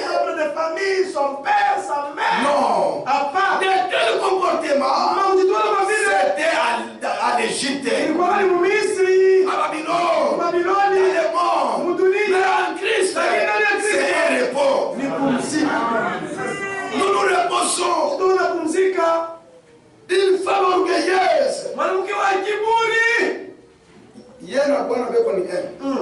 Lui et son époux. Il connaît quand même. Pour lui, pour dire pardon. Elle l'appelle même pas. Le père de. Kama yanguya sema fulani. Vous venez si on Unechika uchike mamfu mimi nakuita. Moi je t'appelle, que tu acceptes ou pas, je t'ai déjà appelé tel. Voilà, tukune mtumbia imani. Nous gardons pour vous la foi. Votre vie. Nous gardons la foi. Maisha yetu. Et tu es lié à ton mari. Aussi longtemps ton mari est vivant. Wakati wote wanako wanaisha. L'orgueil précède la chute. Kiburi ndio kinatangulia. Hata unakufa wataniwaka tena. Même si tu mourras pas Mais shiriki kiburi kiburi kwa naisha. l'orgueil qui Shuta sharatika mbaya. mais tu vas commettre adultère. Shima demo ya msharati itakuingia. Les démons d'adultère vont te saisir. Na unatokelea peupe. Et tu seras mis à l'épreuve. Soyez toujours humble. Vous. Et vous voyez qu'à le conseil des prophètes. C'est clair. Maintenant ni esprit condamné yako. Maintenant, c'est l'esprit qui est en toi. Dieu est kusukuma kile unapenda ufanye. C'est qui va te pousser à ce que Parce que le cœur de l'homme est penché toujours au mal. Dieu kule kinashughulia yako. C'est là qu'il est penché. Shanashiki. Alikosema Biblia. Inakosema Biblia. Inakosema Biblia. Shauri hata Biblia. Hata wanataka tu mashindano Même si on peut allez le faire. Vous croyez qui tu es? Tu es le chrétien. Nous ne prêchons pas aux écritures. Pour les écritures, c'est le jugement. Mais pour la semence d'Abraham, pour les séries de Dieu, c'est que paroles leur donne la position. Comment marcher avec Dieu? C'est là que ton cœur va te pousser. Tu vas te pencher de ce côté-là. C'est problème. C'est pas un problème, on a mambo. Ah, c'est beaucoup mambo. Et tu sauras qu'il y a un problème. La Bible dit que le lit conjugal soit accepté de tous. Il parle de chimie à la botte. De tous. Il parle de chimie à la botte. Sans exception. Tout ce que vous pouvez faire dans le mariage, vous devez honorer Dieu. Et Dieu voit même les secrets de nos cœurs. Dieu voit ça. J'ai toujours travaillé à la pharmacie. Je reçois beaucoup de gars. Vous allez... Une mariée qui vient. Et j'ai pris le médicament pour avorter. Mon mari n'est pas... Tu iras dans l'enfer. Si tu ne te réponds pas.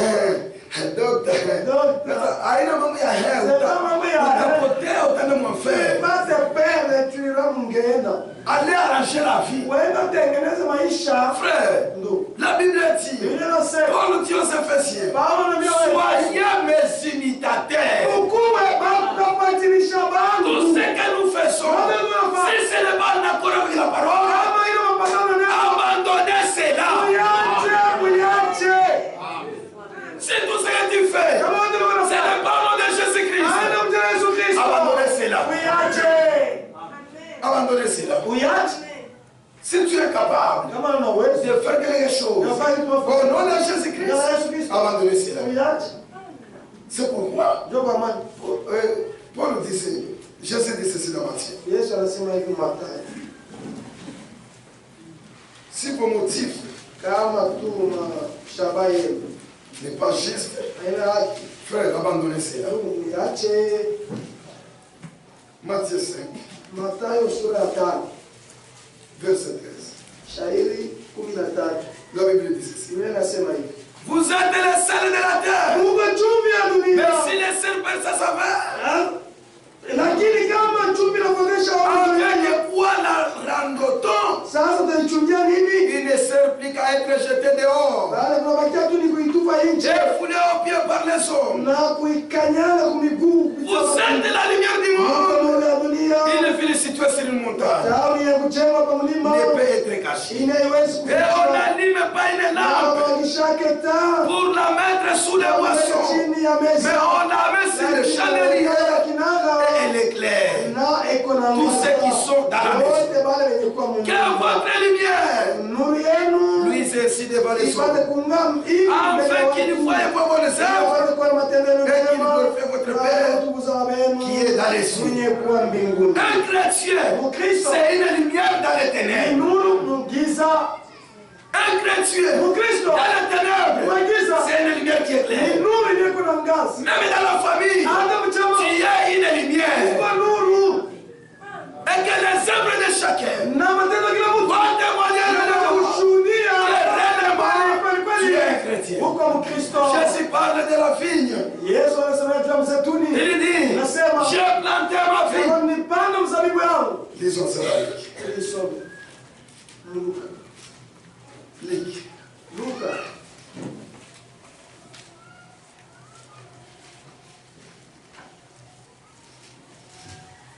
Luc chapitre 13.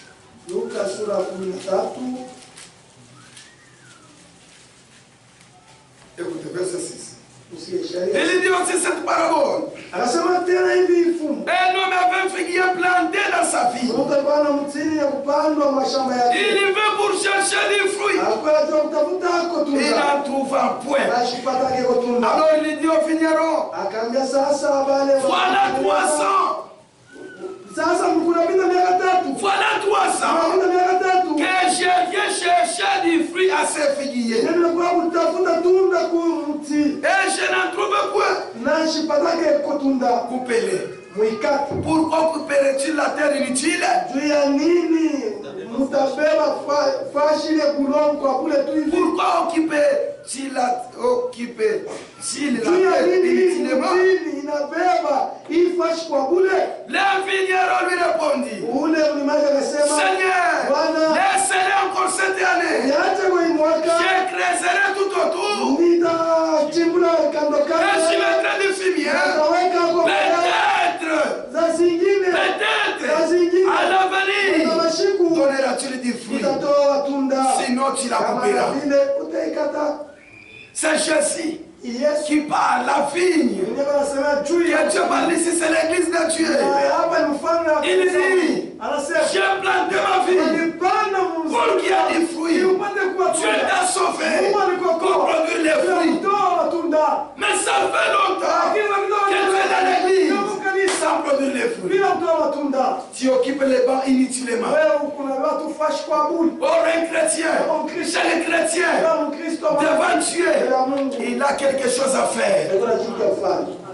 Chaque chrétien devant Dieu, Kila Mkristo bila Mungu. frère, quand Dieu te sauve, Wakati Mungu il a vu quelque chose de meilleur en toi. anakuona kitu kimoja mzuri sana ndani yako. Peut-être c'est ta foi. Na zingine sauti yako. Peut-être c'est qu'on nous la picata. Est-ce que tutabla? Dieu a fait ça. Mungu aliona.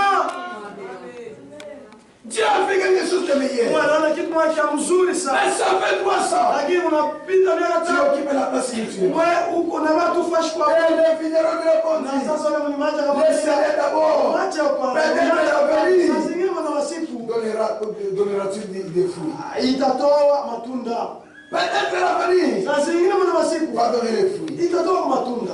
C'est pourquoi Ndio kwa maana. le Saint-Esprit dit ceci. Roho Mtakatifu anasema hivi. Il confirme et dit ceci. Anaingisha anasema hivi. Dans la loi qui possède nom, Mu sheria yenye kwa kivuli au paragraphe 68, wazo makusika na nabii.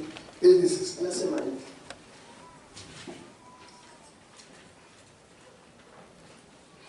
ce n'est pas quand vous êtes à l'église, Ana watu wa kanisa faisant La levain, ce n'est pas quand vous êtes à l'église, ana watu wa kanisa faisant la levain. C'est que aina tu uko mkanisa vile uko na kuya mara nyingi. C'est que inakuwa ni zoezi. Unakuwa mara mingi sana. ce n'est pas quand vous récitez un Je vous salue Marie. ana wakati wao kunarudia mwili na kunamkia Maria. Non. Hapana. Mais c'est quand Christ vous donne le baptême du Lakini Saint-Esprit. wakati Mungu anapatia Roho Mtakatifu Et vous acceptez dans le bien-aimé. na unaitika pale Il mpendwa vous scelle anakutia Jusqu'au mwili jour de votre kwa rédemption. usiku ya ukombozi. Si vous vous déplacez par route, Kama wewe unabeba mji, par avion, wewe uko naenda kubeba ndege, peu importe, ingawa où c'est. wapi, Si vous êtes rendu parfait, kama wewe ushamfanya kwa kamilifu, c'est là jusqu'au jour de votre rédemption. hiyo ni mpaka na kusiku yako ya ukombozi. Tout homme Mtu et toute femme qui est né de l'Esprit de Dieu n'a plus le désir de péché. tena na ile hamu ya dhambi. Est-ce que nous sommes sages? Tout homme et toute femme qui est né par l'Esprit de Dieu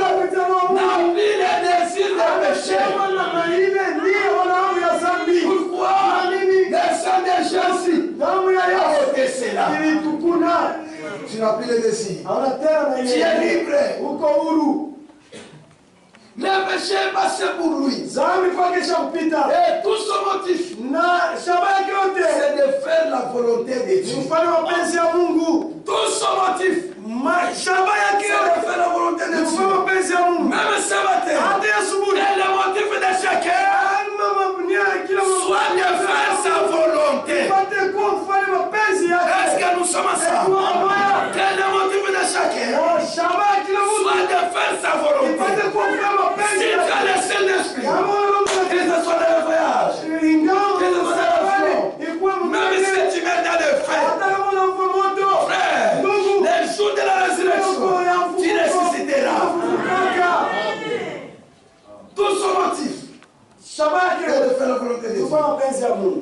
Si vous avez d'autres motifs, Kama uko na kifuzio kingine, à part celui-là, kama ina ile, mon frère, ma soeur, uko mwanadamu, il est temps. ni wakati sasa nene. Il est temps. Wakati yote. Si vous avez d'autres motifs, Kama uko na kifuzio il kingine, est temps wakati yote. que tu arranges ta vie. Utengeneze maisha yako. Que vous trouvez une place à l'hôtel Upate ufresh madhabahu. pour prier jusqu'au bout. Mpaka mwisho. Parce que vous êtes scellés par les diables. Juu uko mwenye kutiwa muri na Et les tamaa. diables vous trompent. Na tamaa kuna kulanda. Les diables vous trompent. Tamaa kuna kulanda. Et tout homme qui est né de l'esprit de Dieu Na mtu mwenye kuzaliwa tokea na revêt une nature anavaa sasa hali tel qu'il ne peut plus digérer le monde. Tel qu'il ne peut plus digérer le monde. mkipimo asiweze na kuvumilia dunia. Ah, si vous aimez le monde, Wale kama napenda dunia. ou les choses du monde, Wale mimi kwa dunia. l'amour de Dieu Mapendo ya Mungu. n'est même pas en vous. Yo aina ndani yako. Et mon frère, ma soeur, Kwa mdadamu. si vous aimez encore le monde ce Kama matin, ukigani mwenye kupenda dunia. en confessant être un enfant de Dieu, Ukiri kwa mtoto wa Mungu. pour l'amour de votre propre âme, Juu ya mapendo tu ya nafsi yako mwenyewe. pour l'amour de votre propre Mapendo ya âme, nafsi yako. trouvez-vous à une place. Wewe pata wafasi. Priez jusqu'à ce que Omba mpaka mkipimo. Dieu Mungu ôte le monde de vous. apate kutoza kidunia ndani yako. Et il l'amène à la perfection Na yeye anapeleka kukamilifu. pour toujours Walote ceux qui sont sanctifiés wale ni utakasifu et purifiés par le na Saint-Esprit. wenye usafishwa na Roho Et Mtakatifu. nous sommes donc dans la Na perfection. tuko basi mkamilifu. Que chacun de nous, Kila mtu katikati yetu finalement ta vie, kama ulivyo n'est pas conforme à la volonté de Dieu. ayambatane kwa mapenzi ya Mungu. Priez Seigneur, Omba Bwana ôte le monde à moi. tosha kidunia ndani yangu. Et Dieu va Na l'ôter. Mungu ataitosha. Est-ce que vous gagnez Chababouné? Napambii si en vain. Non, sa volonté, Mapenzi yake elle a tout porté à part. wabuke tutepee. Sa volonté, Mapenzi yake il vient que tu reviennes. napenda kwenda kurudia. Frère, c'est ça la volonté de Dieu. Ndio mapenzi ya Il ne veut Mungu. pas qu'elle me chame. Napenda kuwa Il veut qu'elle me chame. Napenda Change sa vie. kubadilisha maisha yake. Il dit, Anasema laissez-nous continuer de Roho dire. Mtakatifu anaendelea kusema, Il dit ceci. anasema hivi. Mais l'homme qui va de l'avant, Lakini mtu leko naendelea. qui pêche, Mwenye anateona tena sana. et qui dit, eh bien, je suis membre de l'église, Niko mema wa kanisa. cela ne change rien. Cela montre que Jésus à l'intérieur de lui, ya kwamba ndani yake il n'a pas ce qu'il prend à voir, ye ana qu'il prétend avoir. ana kitu kile kuna wazia Non, non, non. hapana Vous ne pouvez hapana. pas pousser de l'eau amère, Hawezi kushota mai ya uchungu de l'eau douce, na mai qui ya ne me utamu. fontaine. En effet, Kuchemsha Dieu a fait un sacrifice Mungu alifanya sadaka moja. pour amener tout croyant Peleka mwaminifu wote. qui est en Jésus-Christ Mwenye kwa Yesu Kristo. à la perfection. Ukamilifu. Quand nous nous tenons dans sa présence, Watu tunashimama mwepo nous wake. ne devrons pas nous tenir par nous-mêmes. Hapaswi kusimama tu kwa Nous nous tenons là en Christ. tunashimama pale ndani ya Kristo. Et tenir à notre, il s'est tenu à notre place. Lazima pafanye Pour prendre notre place. Tunafashe. Et Dieu, Na Mungu. il a jugé Christ. Alimwamua Kristo. Pas vous, Ana mwe. pas moi. Ana mimi. Non. Hapana. Il a jugé. Alimhukumu. Il a jugé Christ. Alimhukumu Kristo. Pas moi et vous. Ana wewe na mie. Et si vous n'avez pas accepté Na cela, kama ukitika ile ce matin, mon frère, ma si soeur, asubuhi kwa mdadangu. le prix Be. que cela coûtait au Dieu Tout-Puissant Ile ilipa na pour sauver votre âme, juu ya kuokoa nafsi yako. pouvez-vous le rejeter encore Ili uweze tena kumkataa. ce matin, Ni asubuhi. après avoir entendu sa parole? Unasikia neno lake. Parce que par nous-mêmes, Tumteshe mwenyewe. nous sommes incapables. Hatuna uwezo. Nous avons des défauts. Tuko na Nous makosa. avons des erreurs. Tuko na makosa. Mais Dieu Lakini Mungu ne nous regarde regarde pas nous. Il nous regarde en Christ. Et nous sommes en Christ. Et son sang nous sanctifie.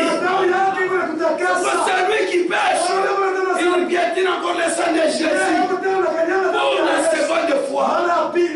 C'est pourquoi vous connaissez l'histoire de ce prédicateur John Kiri, qui est un prédicateur puissant. Il pensait être un prédicateur meilleur.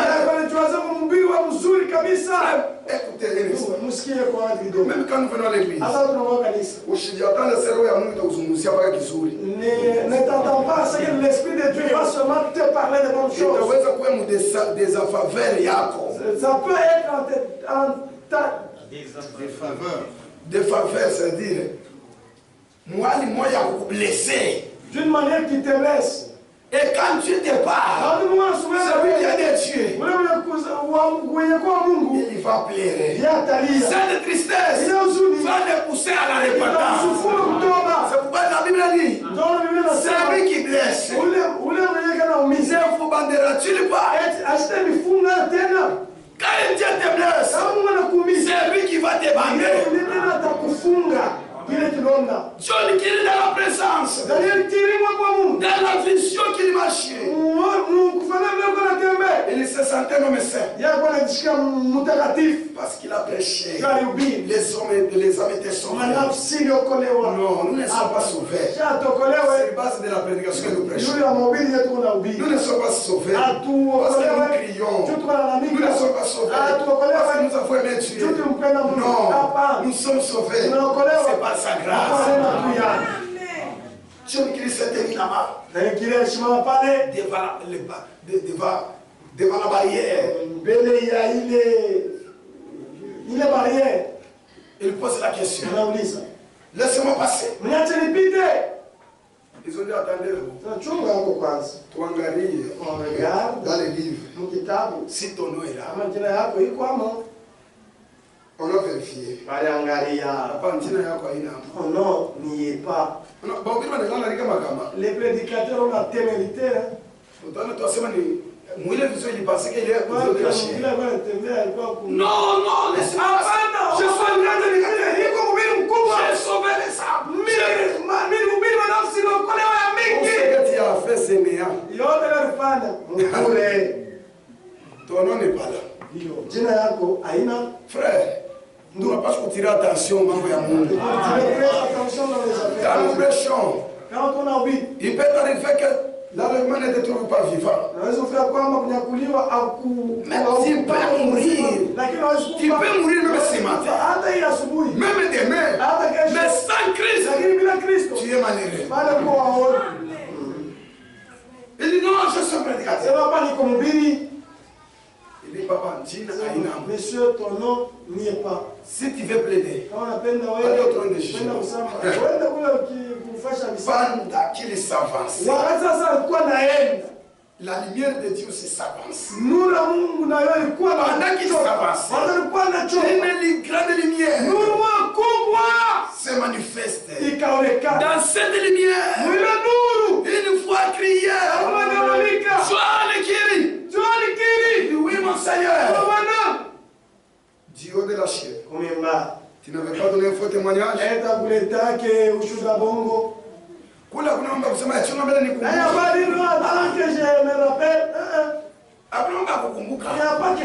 Toutes tes actes seront mis à.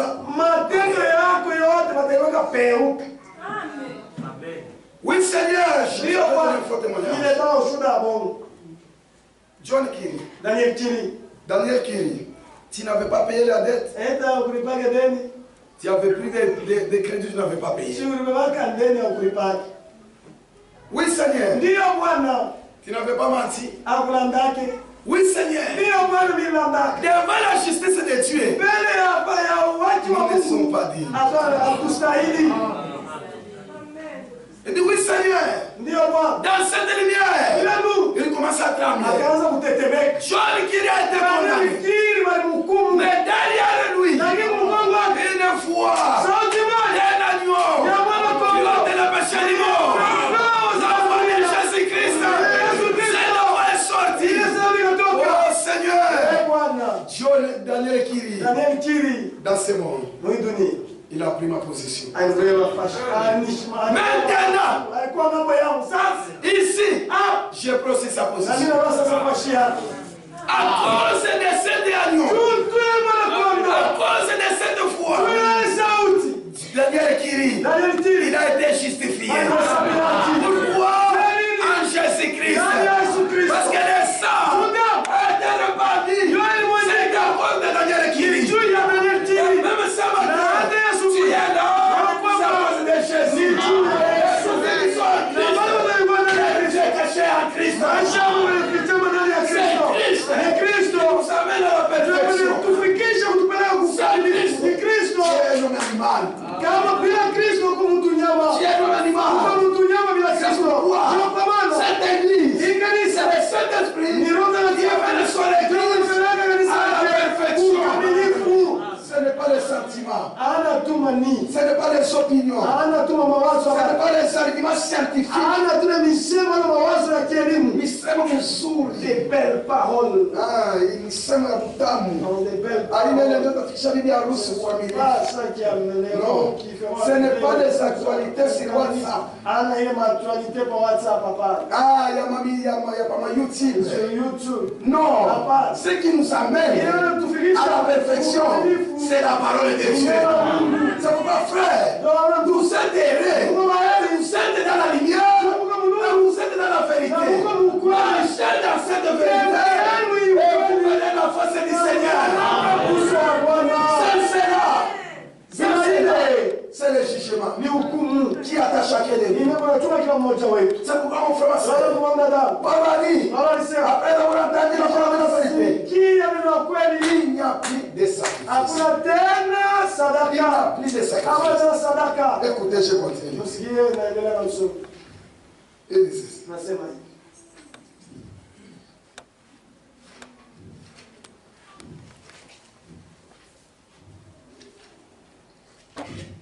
Au barrio de Saint-Marcel, dans cette congregation.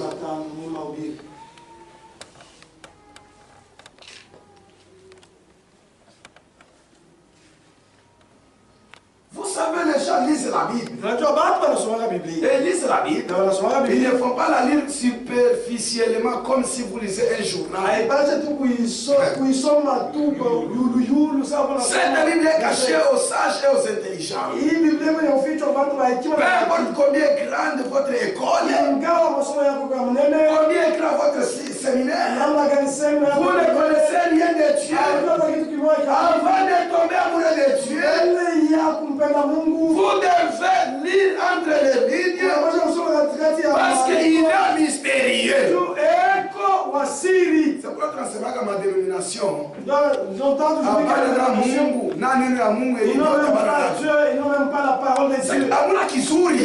rien de bon. Ils sont pas non. Nous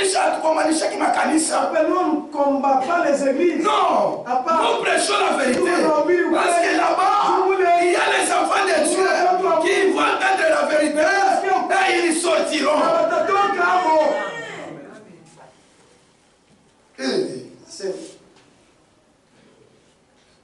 Écoutez, c'est pour vous montrer que je suis.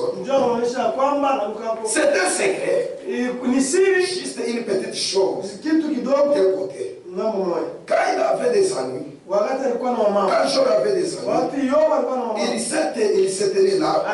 Dieu regardait du ciel et dit, voilà mon serviteur. Et Satan a dit, oui, tu les protèges, laisse-moi la voir.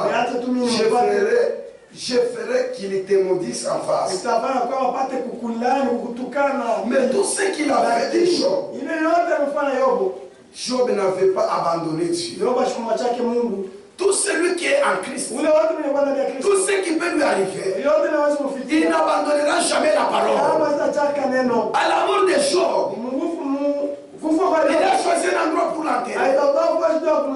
Jacob aussi, quand il est mort, là-bas en Égypte, il a fait jurer Joseph d'aller l'enterrer là où Job était enterré.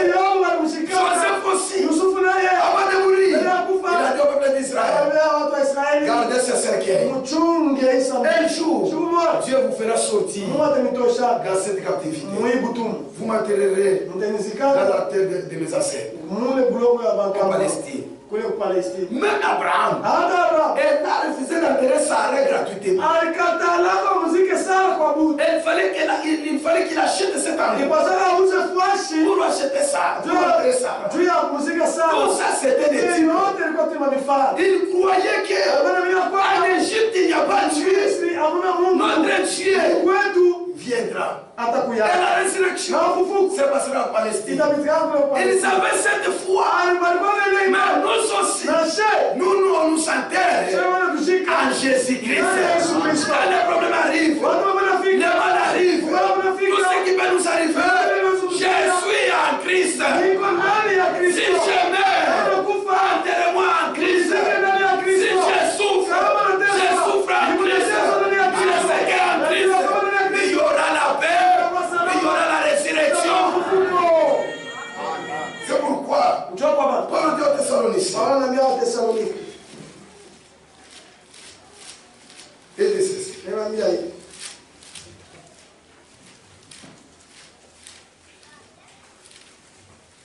Premier Thessaloniciens, chapitre 5.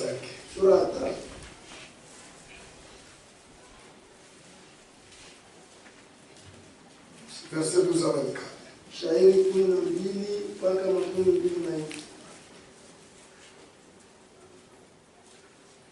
Nous vous prions, frères. La mission à nous.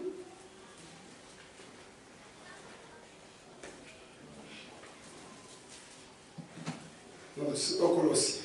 Au Colossiens. Oui.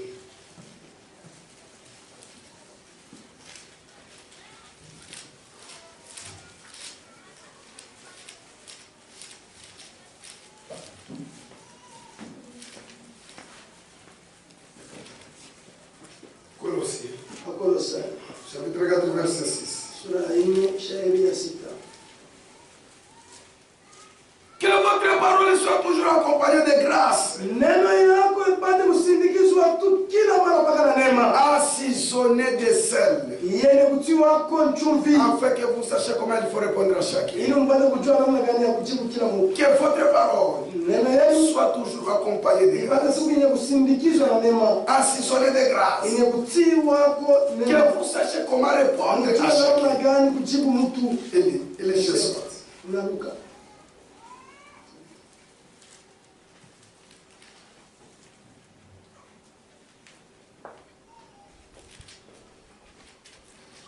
Rentrons là en Thessaloniciens, là où j'étais.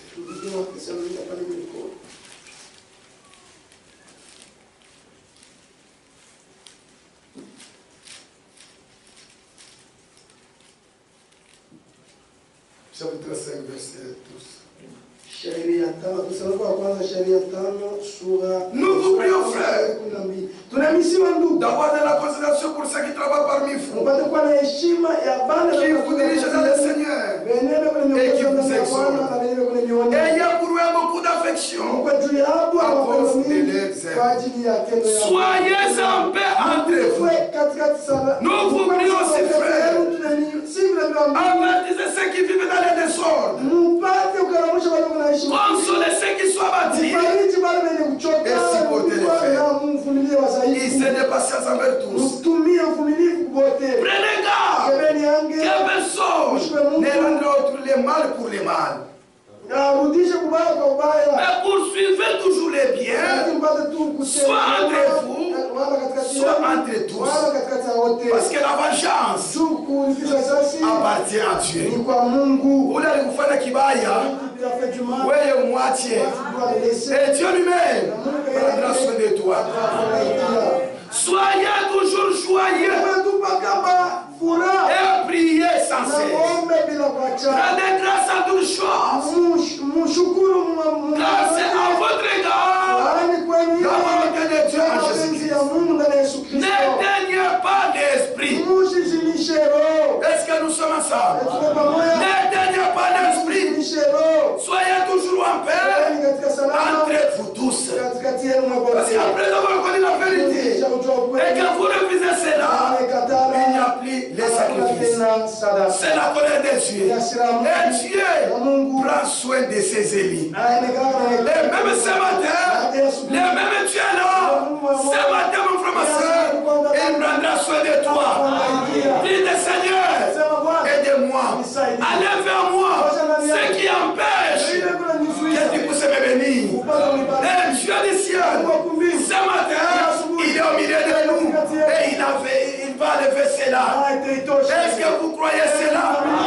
Est-ce que vous croyez qu'il est au milieu de nous? Est-ce que vous croyez qu'il est le même hier, aujourd'hui, éternellement? C'est pourquoi mon frère, ma soeur, ce matin, quiconque est malade, ayez la foi. Croyez que tu es guéri.